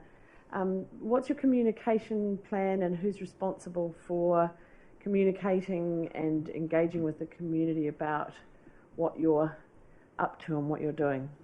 Janet, so that everybody can get as excited as we are. Yeah, sorry, cut across you there. I can tell you that comms will be uppermost in our mind, and while I can't give you a specific answer to it, it'll be this person doing these things, I can tell you that we've discussed the importance of it. And can I tell you why it's so uppermost in our mind? Our experience with the gateway and the way that was communicated from our perspective,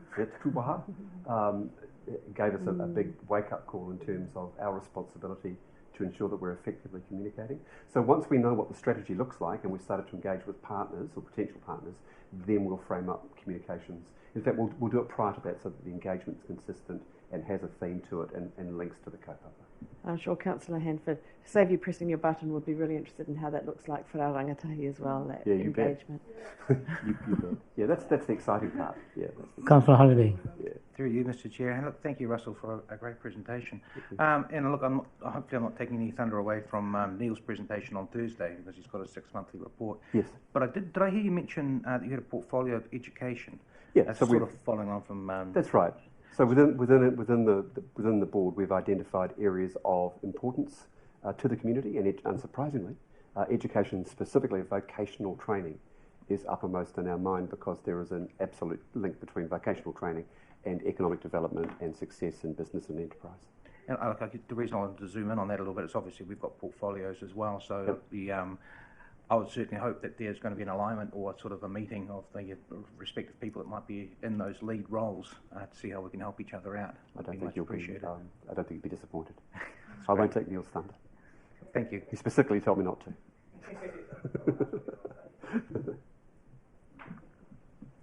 Thank you, sir.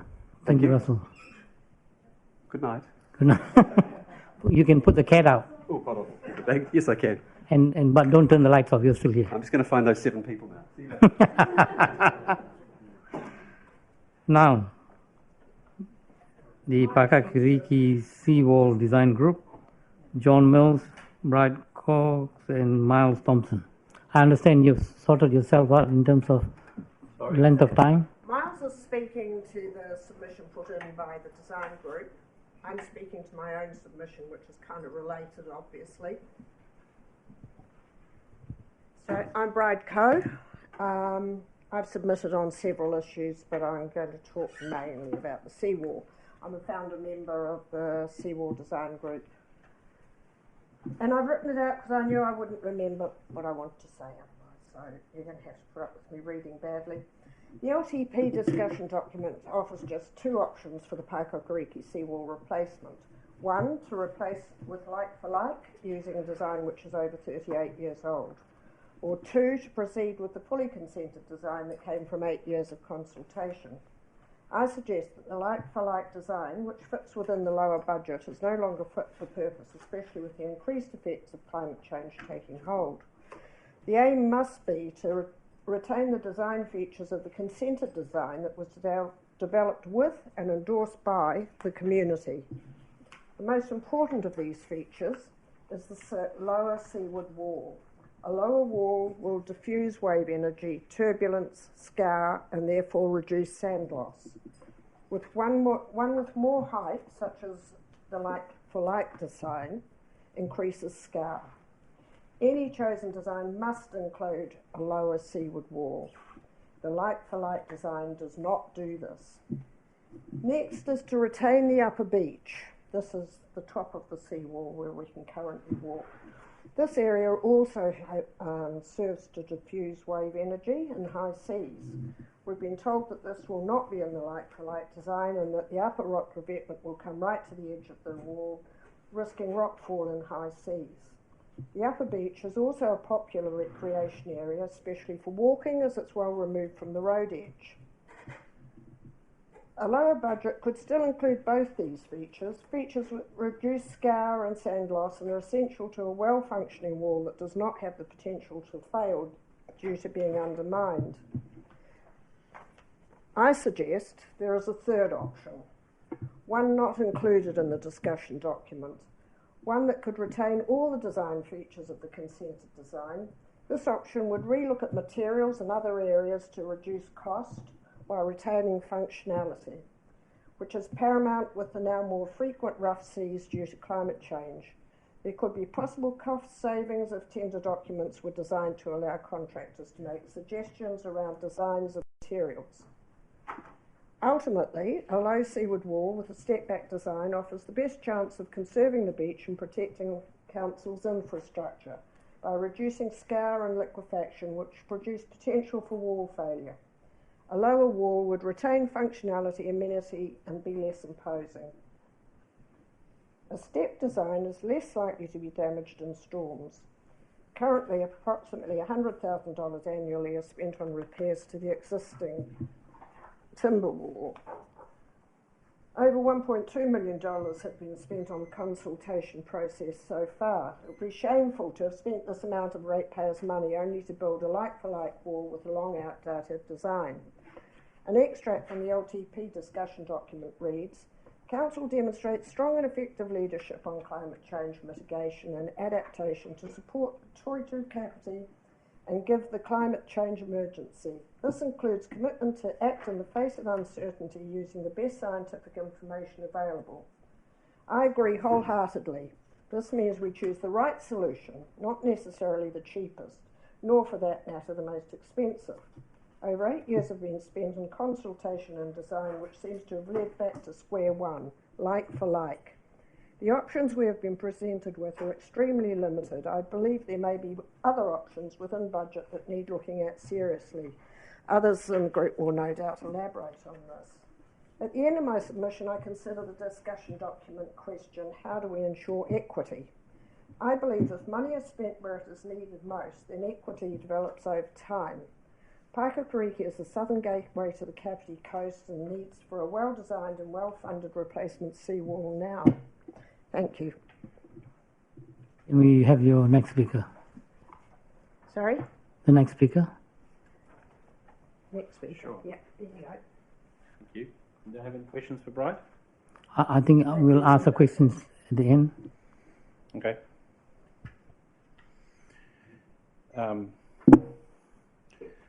Yeah, g'day. I'm Miles Thompson. I've been picked to speak on behalf of the Paikakariki Seawall Design Group, which is about 8 to 10 people, including some people here. The Seawall Design Group is a group that we've been around since about 2013, and we've seen our role as kind of helping to facilitate communication between the council and council staff and locals. And also we call ourselves a design group because we kind of see ourselves as having a role in that process of doing design where all good design happens within constraints. And some of those constraints are set by the council, such as what is the expected lifetime, what is the budget, what are requirements like we have to protect the road, but also there's some constraints that are set, or at least requirements or something that are set through consulting with the people. And so in our submission, we've tried to kind of quickly summarise some of those key things that have come through from consulting with the community over many years. And we, this isn't our opinion. We've tried really hard to make sure this is the the kind of average opinion that we seem to get from all this working with the community. Obviously, people will have different views. So some of the key things that come through is, well, first off, a sandy beach is such an asset, such a taonga for the community. Obviously, everyone enjoys it, but it's also actually potentially financially quite good in terms of tourism and stuff to have a beach with a bit of sand on it. And so that was something that came through super loud and clear. Also, people want to be able to get to their beach, so easy access to and from. People love the lower path. At the moment, you can walk along most of the way and sort of almost be on the beach, but not quite on the beach, so there's a lower path down there. And people like there to be nooks and crannies, not necessarily a nice straight thing, and plantings people are in favour of plantings. But coming back to that sand, you can look at the experience both here and internationally, and you can see that when you build a seawall, you're inevitably going to result in beach scour. And that's just a reality that we face with any seawall. However, if you look at it more closely, you can see that a stepped back design, which starts low and goes back in stages, is less likely to result in that beach scour. So you can see that if you look at where there's high walls in our community, there's less sand. And you just walk along at high tide and low tide and kind of compare. We're lucky to have all of the different variations that local residents have tried. It's not an easy problem, no doubt, but it's our belief that a high wall results in the sea crashing into the wall and then kind of pushing down and scouring the sand back, but a low wall can result in the waves pushing up. So that's why we would advocate for, if we're going to change one of those key design constraints from a 50-year lifetime to a 25-year lifetime, then we say, sure, build it out of timber as we have now, but if we're going to spend $16 million, let's actually take into account some of this design work that's been done and not just build it like for like to what's already there, because what's already there has got a too high seawall. So that's our main request, is please lower that outer seawall. Lower the outer wall, maybe have some rocks behind. If we are going for a 50-year lifetime, then the design that we worked on, which has already been consented, we believe is the best design and the cheapest in the longer term. And we believe there are ways to get that to be done cheaper. But the submission of our group is, okay, let's accept we're building it out of timber, then please don't just build like for like. Please do a process that allows there to be time to incorporate some of the design work that's already been done. And we believe the best way to do that is to allow there to be a design and build tendering process. Amongst the expertise in our group is John, who built the seawall last time, as well as people who have worked on tendering and for pretty major projects. And so we believe if you allow local contractors to make it a competitive advantage to come up with intelligent ways to build the seawall cheaply, you may actually be able to get a result that's even cheaper than the $17 million that's currently being contemplated, and yet a better design because it's lower and it's going to result in less scour, and that'll increase tourism, increase happiness, and increase rates. So we urge you to consider doing all those things. Any questions? Can you hold off? You've got one more speaker? Sure. Okay. There was some confusion. Because you want to come over to the mic?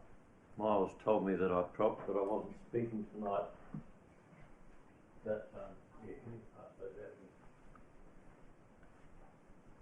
Sorry, John. John, go and Oh, no worries. The mic's there, mate. The mic. Oh, yeah. So, John, if you speak quickly on your points, then we can open up for questions. Sorry, Emma. If you're quick, we'll get time for questions. Okay. Right.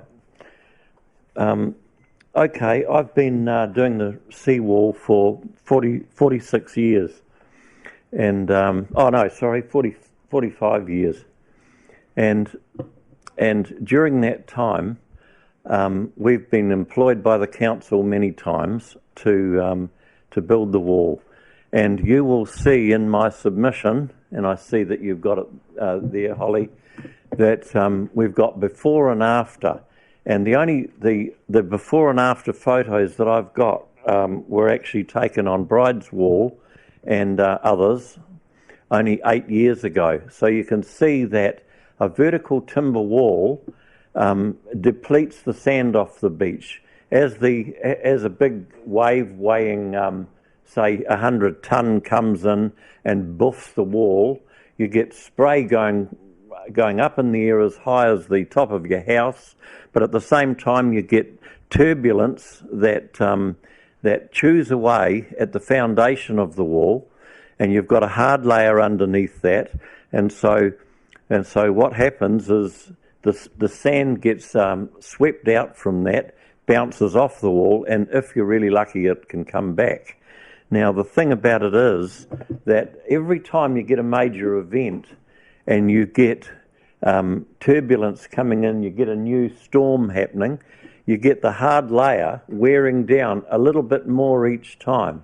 And I can tell you, if you have a look at the front cover the front cover of this one, this is a photo that I took a couple of years ago after an event, and you can see that it was more than 3 metres. I measured it myself, and that's after all the extensions that we've done.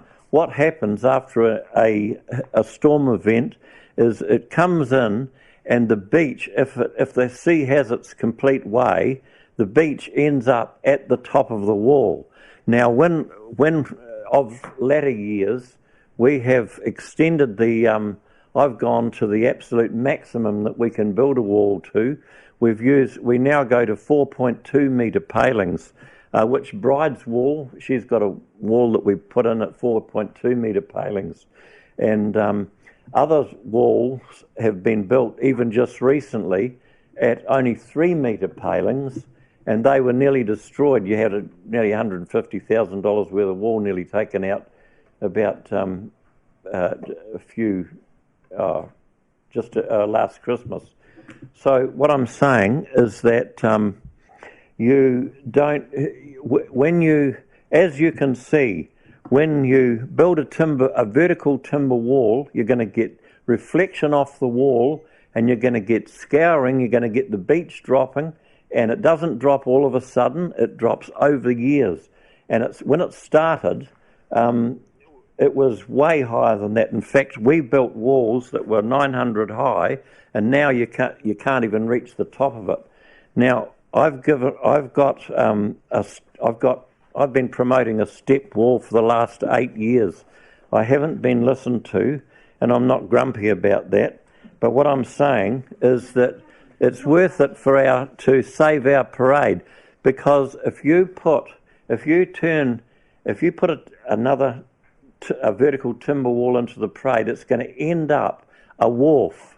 And I don't know whether I agree with climate change or not. I've had arguments with Guru and others about it, and I know you're convinced about it.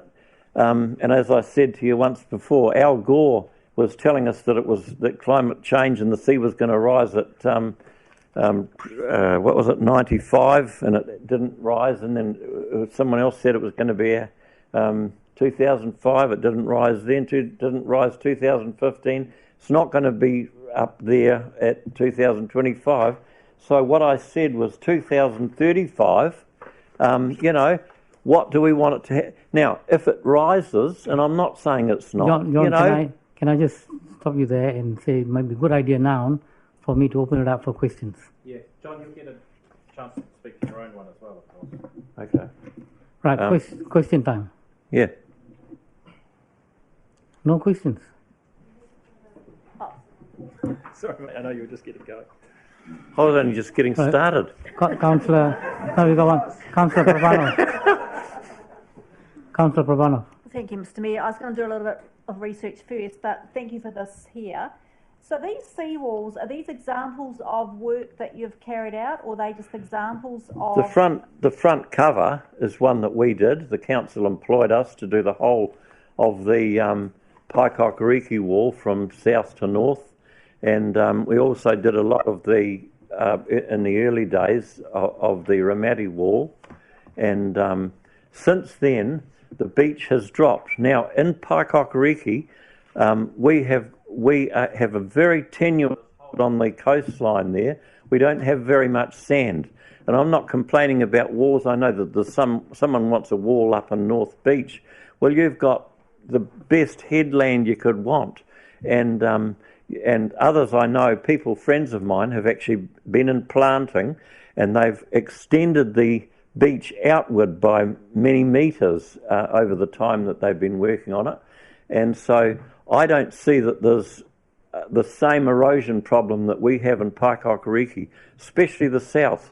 But what you've seen in my actual submission, if you have a look at the before and afters, that's 8 years. Those were 8 years ago that I started those walls, and already they've gone down.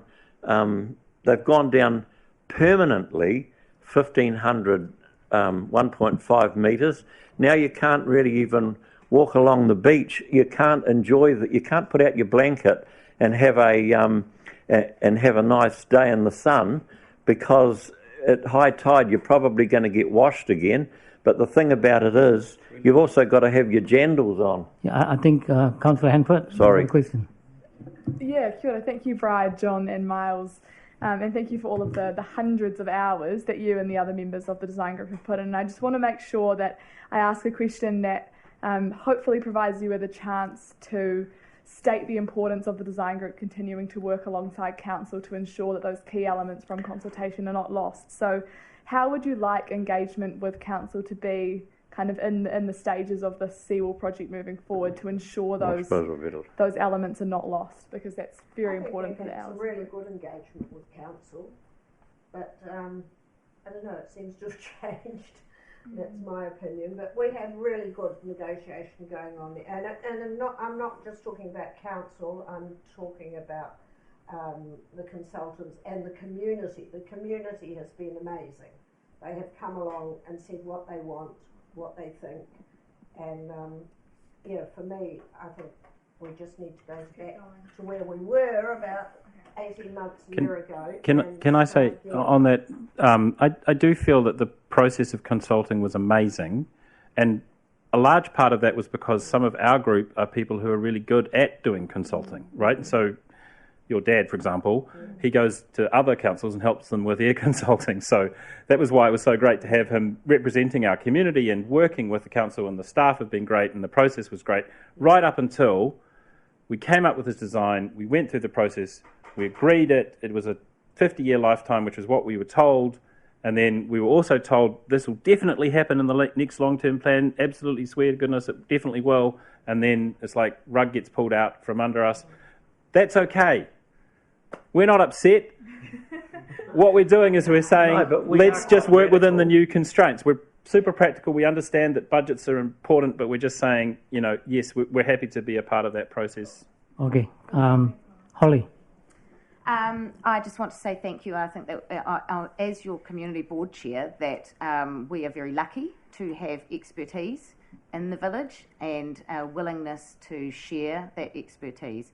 And I know it's been a hard graft, and I commend you on what is a disappointing place to start from and your submission that you have presented today. I have a question that the Gabion baskets that you've got as a potential idea. Do you know what the lifespan of what a Gabion basket would survive in that kind of environment? 120 years. This is on the second wall. It's not. Yes. Yeah. Yep. Okay, great. Thanks. So the metal doesn't erode? It's guaranteed not to erode by the British, whatever they are. Blah, blah, blah, blah.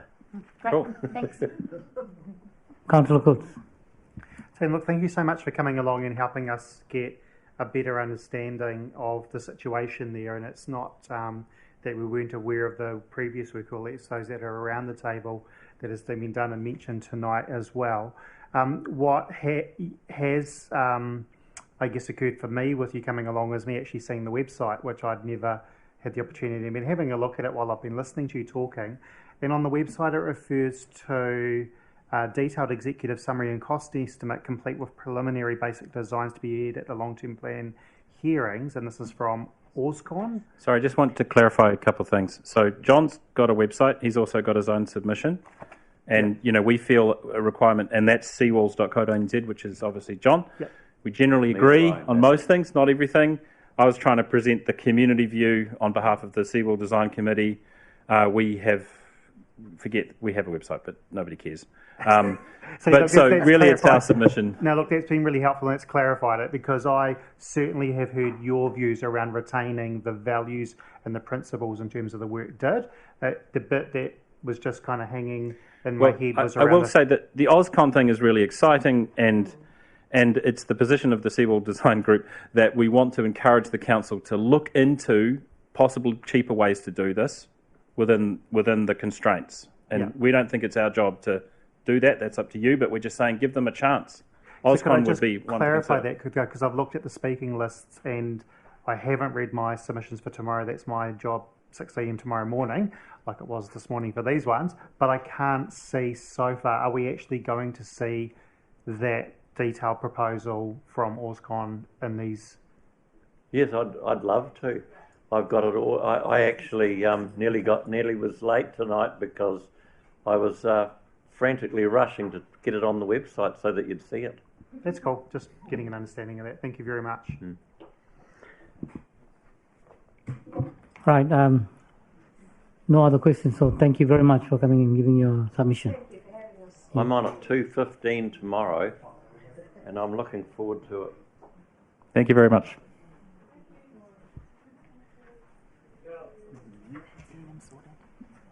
Yep. Waikanae Residents Society Incorporated. Gerald.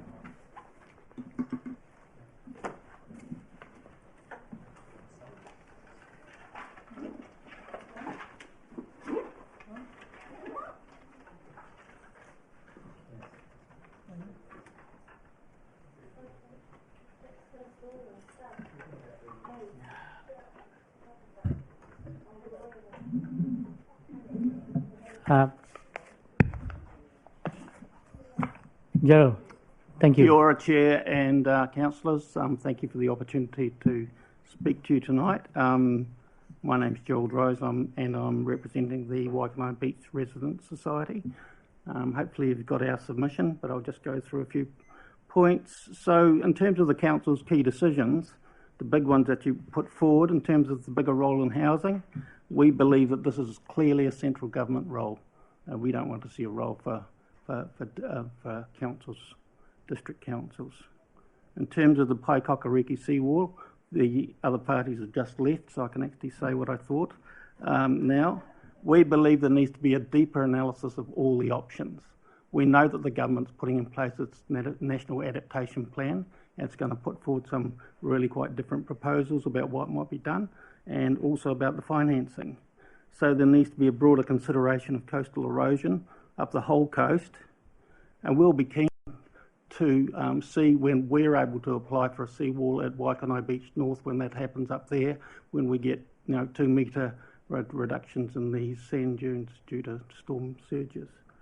In terms of the CCO, we think there needs to be a clear reason if you're going to put one in place, and we didn't think the case had been made. In terms of the airport, we think it's important that you get involved if there's going to be net benefits to the council and the district. And if the ratepayers are going to put money in, then you should get some equity share in the airport as well to make sure that you've got some interest in it. In terms of the Waikanae Community Board submission, we support theirs as well, particularly the Waikanae Library, and we think that's a really important priority, and also the Waikanae Beach Hall, which they mentioned there as well. In terms of implementation of the Waikanae Futures document, this is a document, 2017, a lot of community consultation and effort, 25 points. We want the council to be aware of this, and it should be in the long-term plan and mentioned, including resolving some of the points that were made in the document. We talked to council members, the turnover is so great, nobody's got a clue. We want to make sure that people understand that this is an important document for the community at the beach, and it should be actioned. And we see the long-term plan as a means of doing that. Just moving on to rates, the vexing question of rates and money. 7.8% we see. We had a 44.5% increase in land values at the beach, highest land value increases of any part of the coast. We see that there's going to be a 57% increase in rates over 6 years, a gobsmacking amount. That's our calculation of what the rate increases are going to be. I looked at the CPI index before I came, 1.5%. Where does 57% come from increase in rates over that period of time? If we look at the issue of rates, we believe in the proportionality principle. We should be getting return in proportion to the rates we put forward. When we look at some of the long-term plan estimates for the beach, we see the storm and wastewater, we're getting 4.8% despite paying 9.6% of the rates. When we looked at the parks and reserves, we see we're getting 0.17% of the long-term plan estimates when we pay 9.7% of the rates.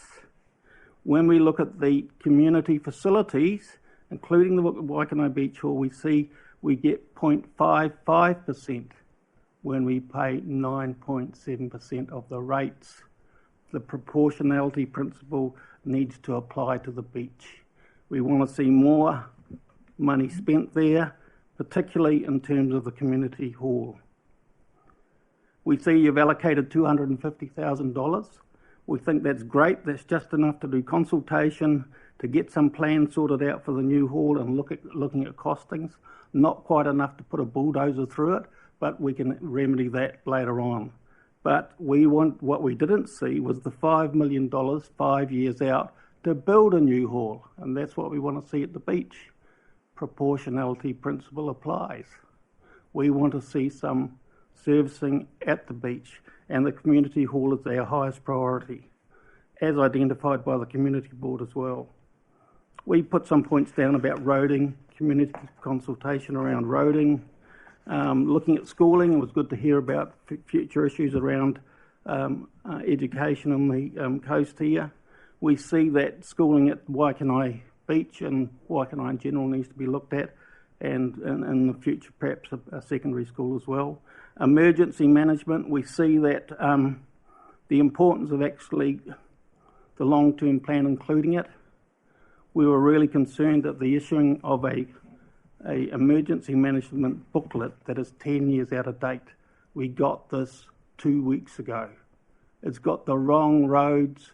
It hasn't got the right hubs. It's actually a risk to people's lives, this document, handled out by the council. And I can show you the issues involved. We want to see an emergency route for Waikanae Beach north through the golf course, and we kept being told there isn't enough finances to do it. The parks, as mentioned, we've got little funding on parks. We want to see a comprehensive plan for the parks at the beach. There's half a dozen of them, along the lines of the review that was done of McLean Park in Paraparaumu Beach. Flooding and stormwater, interesting that there's 19 projects over the next 44 years. Only 4 of those are planned for the next 10 years. Climate change is going to be faster than that. We're going to have problems with flooding by then. And the final comment is around the green waste transfer station. Keep the station and upgrade it. You're actually increasing the amount of greenhouse gases, which is one of your policies to reduce it. You're just doing pollution swapping by forcing people to drive their cars another 10 kilometres to dump their waste. So you're actually pollution swapping with greenhouse gases by closing down that station. So those are our points for the Waikanae Beach Mayor and councillors. Thank you. Questions?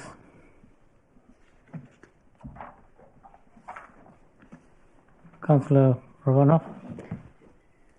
Thank you, Gerald, for coming along, and thank you for being so consistent in putting in your submissions and unfortunately on the same issues over and over again. And I suppose what is behind this is the beach outcomes statement that you spoke to before. I suppose there's two key issues for me. One is rates, and have you any solutions on how we deal with, as councillors, we deal with inequity in terms of Waikanae Beach being so high in relation to, I suppose, the amount of money that is being allocated in the long-term plan? I suppose we just want to see, that perhaps there needs to be better criteria about how you look at allocating the money in the long-term plan. We'd be interested in the decision criteria you use for the different elements, particularly the hall. I think it's a 70-year-old fire station. It's deteriorating quite rapidly, and what we don't want to see is the money that's been allocated to use to patch it up. Basically, we want to see it used to actually do the planning for a new hall, because that's what's needed down there, a new multi-purpose hall that we could use for a range of activities. Because what's happened with the expressway, it's actually isolated the beach even more than brought it together with the rest of Waikanae now. It's quite a distinct community, and with Ngārara expansion there, it's going to be a third bigger in a matter of 20 years. We know the expansion. We know that Transmission Gully is going to increase the number of people going down there. We've probably had a doubling of tourist people down there since the expressway as well. So just the rate of change at the beach has been quite phenomenal. So in relation to the beach hall, I know the community board has asked for the business case twice and has not been provided that. So we're probably, well, the community board is in the dark is in terms of how those smaller amounts of money are going to be spent, but you're correct in terms of these $250,000. So obviously it's an earthquake-prone building. Do you know when, what the limit is for something to be done with that hall? Is it within the long-term plan timeframe? So, as I understand it, no, there's nothing down on the long-term plan. And so, if you look at that in relation to the earthquake risk, as I understand it, the earthquake risk is set at 10% of the national building standards. What you're saying is it's well below the level, and as I understand, it's a well used, it's a frequently used facility as well, as I understand it, and that means that it should be repaired within, I forget, an 8 to 10 year period, as I understand it. Council had a rule that they were going to repair buildings up to 80% of their national building standard within 8 years if they were an earthquake risk. I don't know if that's going to happen. It's not within the plan now, and that's why I was asking about why there was no provision for it. So I don't know the answer to that, but it's been requested twice, as I said. Thank you. Councillor Compton.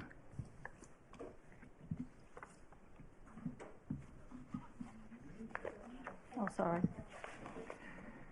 Thank you. Through the Mayor, before he left this evening, Councillor McCann just asked if we could ask a question on his behalf. So I'm just reading verbatim here.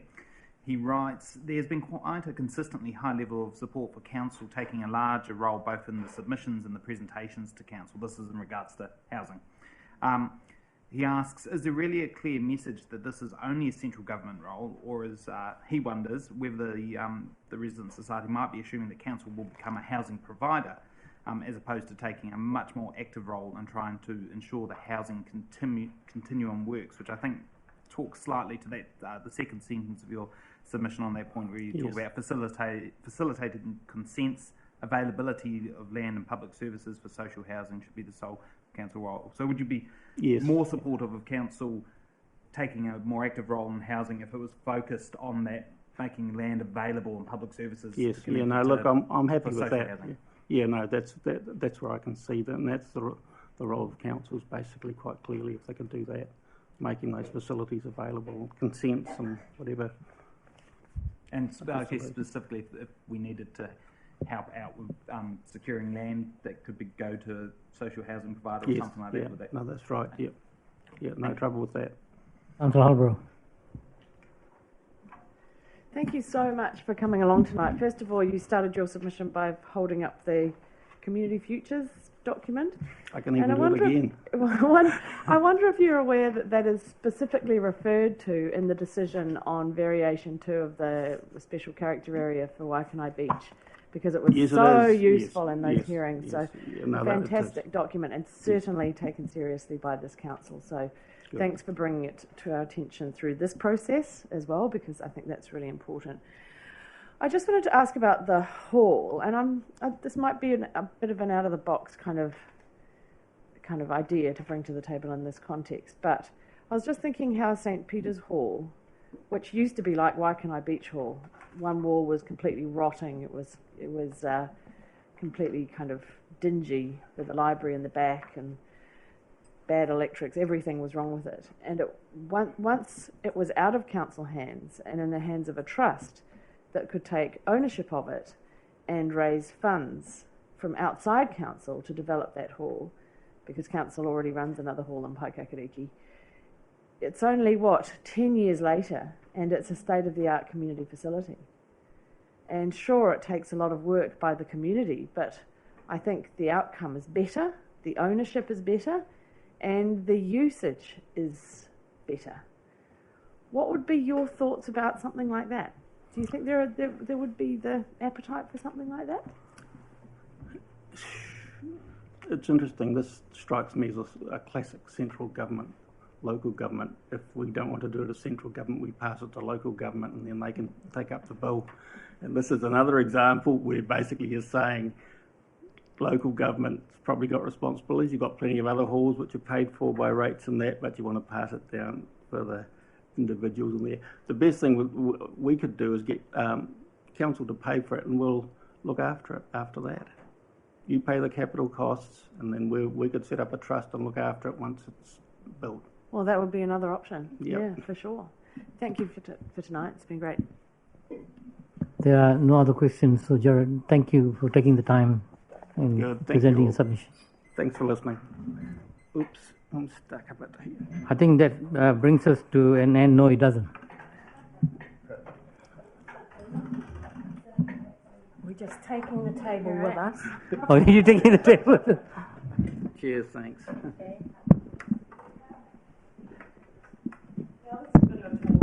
Yes.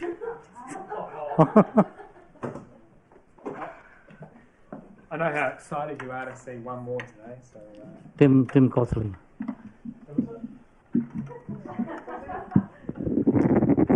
Oh, he's not in uniform, that's why you don't recognize him. No, I'm just Safe Kāpiti Airport. I'm nothing to do with that other group. Floor's yours. Yeah.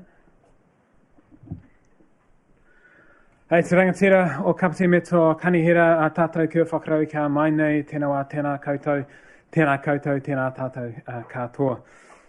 This is our last chance to save Kāpiti Airport. National had the chance in 1995 and they missed it. Labor had the chance in 2006 when Darren Hughes pulled the legislation that would have protected it forever and they missed it. This now is up to us to save this airport. And I'm here today to implore you on behalf of Safe Kāpiti Airport for the next 5 minutes to do what the community is clearly asking for. Your survey and ours shows that about 9 out of 10 people want to retain this airport. And that's what I'm here to advocate for. The future focus shows that there's only growth coming to this region with improving transport and infrastructure links. The future demand, the increased usage and profitability, to me is really clear. But I believe even if we break down and look at the current position, and as I believe probably it's been painted to you, the current economic position, I think is actually highly skewed. The unprofitability piece completely ignores commercial leases, things like Mitre 10, New World Supermarket, many like that. The entire airport development was set up, like almost every airport around New Zealand, to rely on those commercial leases to fund the community asset, being the runway and the core airport land. And that's what we should do. We have the ability to leverage that strength to develop further, to keep going with that plan, develop the commercial aspects or residential around the outside, but retain that core airport land, the runway and the tarmac area. That is so important. not just for the economic benefit, not just for the commercial links that it provides to our region and as demand increases from sort of Johnsonville north through to Levin, but for things like life flight flights. Life flight rely on our airport. When Wellington is closed, and it often is due to fog, due to wind and turbulence, due to nighttime maintenance, life flight flies into here. And we've seen the tragic circumstances that unfold when they're not able to come and land here. We've all seen the stories from the start of this year. That can't be our enduring story by letting this airport shut. Rescue helicopters that rely on it for refuelling, a safe haven for aircraft trying to cross Cook Strait. But I believe the biggest and most important reason is for civil defence purposes. Not when the big one hits Wellington, which is what so many people seem to talk about, even though their emergency response plan talks about it being a major hub of operations. But this is about what happens when the big one hits our region. We will become an island, just like Kaikoura did, when road and rail were cut off to the north and to the south. And the only way to keep a region of this size alive and fed and get injured in and out is going to be large fixed-wing aircraft landing on that runway. We can't afford to lose the runway.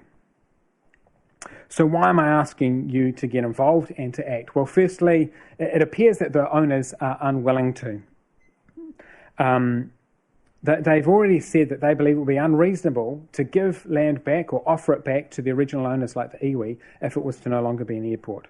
Their agenda seems drastically different to that of our community. And I'm asking you to listen to the community. That's point number 2. The community want this. The surveys show it. You were elected. You stood in front of those people saying you would fight for what was important to them. I'm asking you to honour that now and to be true to it. But finally, I think you can't avoid getting involved. It almost baffles me that the question was, should the council get involved? You are involved. You're already involved. Not just by maybe going out to functions with airport owners or whoever else, but by the fact that this is a community issue, that any change to planning or zones is going to come through council. Council can't avoid being involved. What I'm asking is for you to do that, but to do it listening to the voice of the community, to let their voice be your voice and help us to save Kāpiti Airport. Thank you. Questions? Councillor Holbrook. Thank you. That was a very impassioned and convincing speech. But I didn't hear the word iwi mentioned. You did when I talked about the fact that the owner said it would be unreasonable and unfair to offer the land back to them. Okay.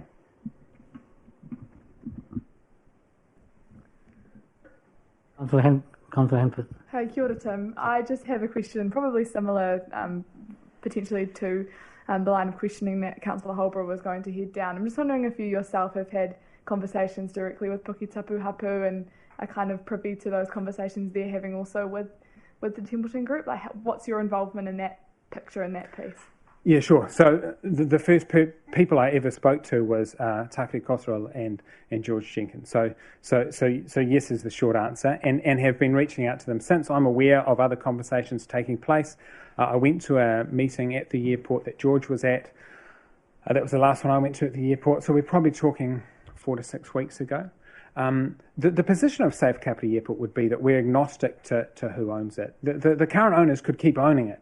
The key point here isn't about who owns it and how that gets dealt with, and we should separate out the treaty claim from the right of ownership claims would apply not just to Puketapu Hapu, but also to the McLean family that were the fourth owner there of the land. This is about what happens to that land, and as long as it stays as an airport, it's honouring the Airport Authorities Act and the Public Works Act going back to 95. That doesn't actually open the right to someone else to go back. So the current owners could continue to own it. What we're saying is we shouldn't change the purpose of that land from being an airport. That is the important thing to the community. And that might mean that the treaty settlement has to look at other land, or the commercial land that gets developed, or residential land around the outside of, which is the majority of the airport land, can still be developed. And there's a lot of opportunity there for iwi and others to leverage. So I think there are win-win options here. I don't think we have to make this about who owns it or doesn't own it and get driven into any kind of agenda down that line. I think this is about the usage first and foremost of the land, and then we look at treaty claims, and then we can look at the ownership as well. Councillor Elliott. Oh, look, thank you, Tim. It's actually really good to hear from you and to have you come and talk to us about this and bring Save the Kāpiti view. We need all the views. Just on that, so you did say that the majority of people in Kāpiti want to save the airport, and I was just wondering if you could describe how you came to that conclusion, what ways you sought feedback, and the numbers, please. Sure. So a few different ways. You might be aware of a public meeting that was last year, had an overwhelming response, and it was unanimous at that meeting that people wanted to save it. We've obviously engaged through social media and traditional media as well. And the responses on that, if you engage them, and of course it's never a fair representation, but they would mirror what we said in our survey, which we commissioned, which showed about 87% support. I believe the council survey, which was conducted, showed a very similar number. It's in that sort of 85 to 90% band. So that's what we have found through that. And of course, then you have all the anecdotal, the people on the streets at the markets going around. So, but if you want the numbers, I'd drill into both the council survey and to our one, which put you in a band of 85 to 90%. Thank you. Sure. Councillor Coates. Thanks, Tim, for your passionate plea around the airport. We've got Councillor McCann, who is equally passionate around housing. Yeah. Unfortunately, he had to leave tonight. So I've got a question on behalf of Councillor McCann to ask you. As someone who has stood for Parliament, what role does government have to play when increasing the availability of affordable and social housing? Says Councillor McCann. Thank you, Councillor McCann. What role does council have, did you say, or does government have? What role does government have to play when increasing the availability of affordable and social housing?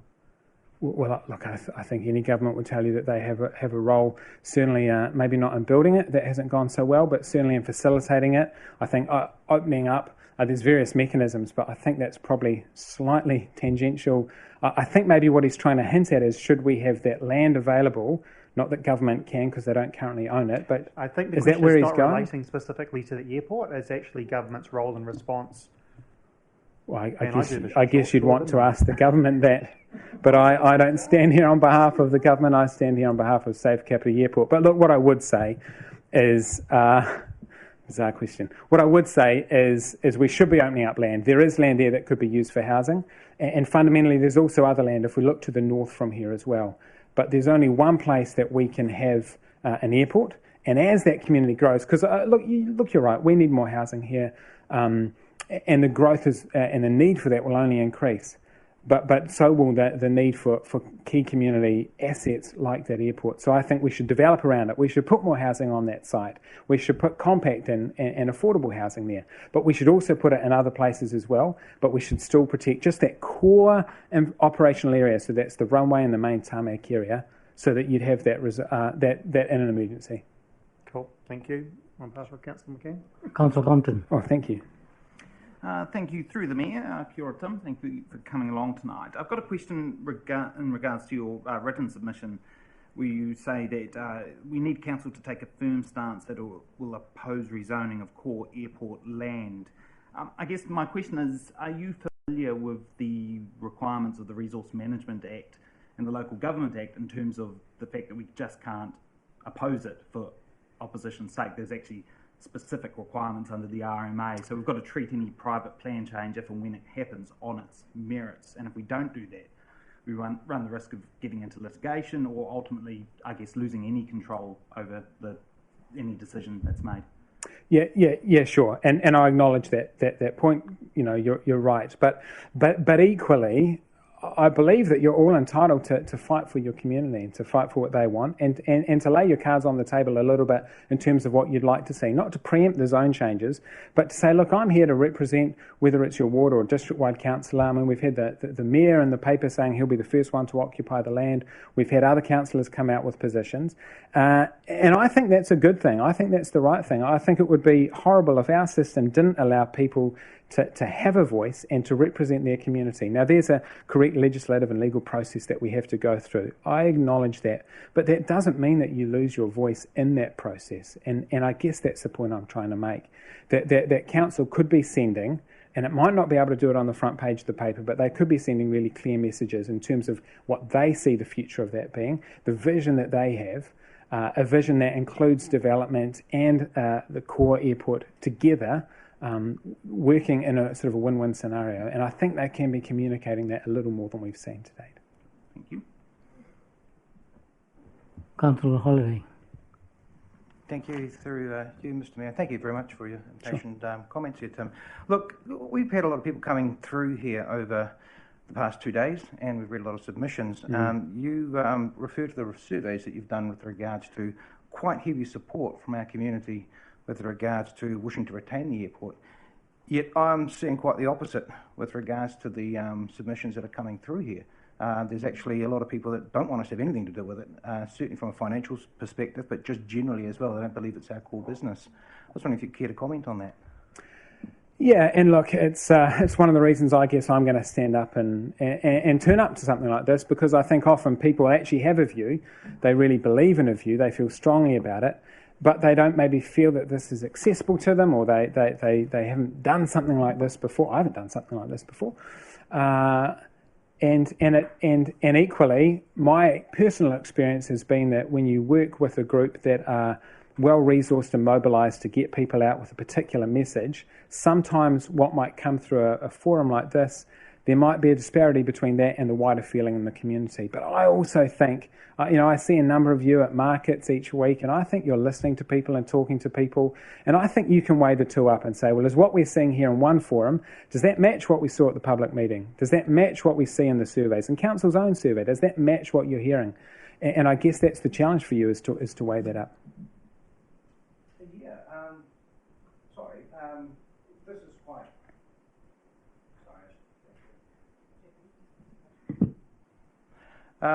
the long-term plan process is quite an informed process. We have 740 submissions, 98 people speaking to this. I would have thought this would be a fair finger on the pulse of the community, to be honest. We've had quite a diverse range of people come through and put their opinions down as well. It almost seemed like then you were sort of insinuating that the airport would be sort of influencing those people. Is that what you're implying?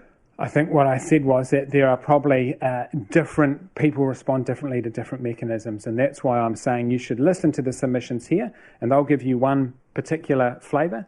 You go and listen to the council's own survey, and that gives you another very clear message. Go and listen to the people you're often at the Paraparaumu market, I see you there. Listen to the people at the market and gauge the pulse, because I believe you'll get a different one. And certainly the clear message that we have had throughout this process has been one of overwhelming support for the airport.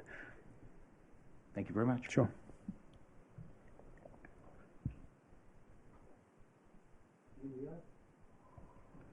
No.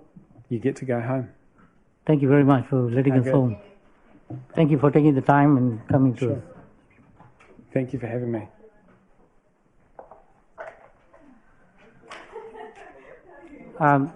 Just before you go, housekeeping. I move that to adjourn this meeting to 9:30 tomorrow, Wednesday, May 19th. Seconded. Gwyn, seconded by Gwyn Compton. All those in favour say aye. Anybody saying no? Deadly silence.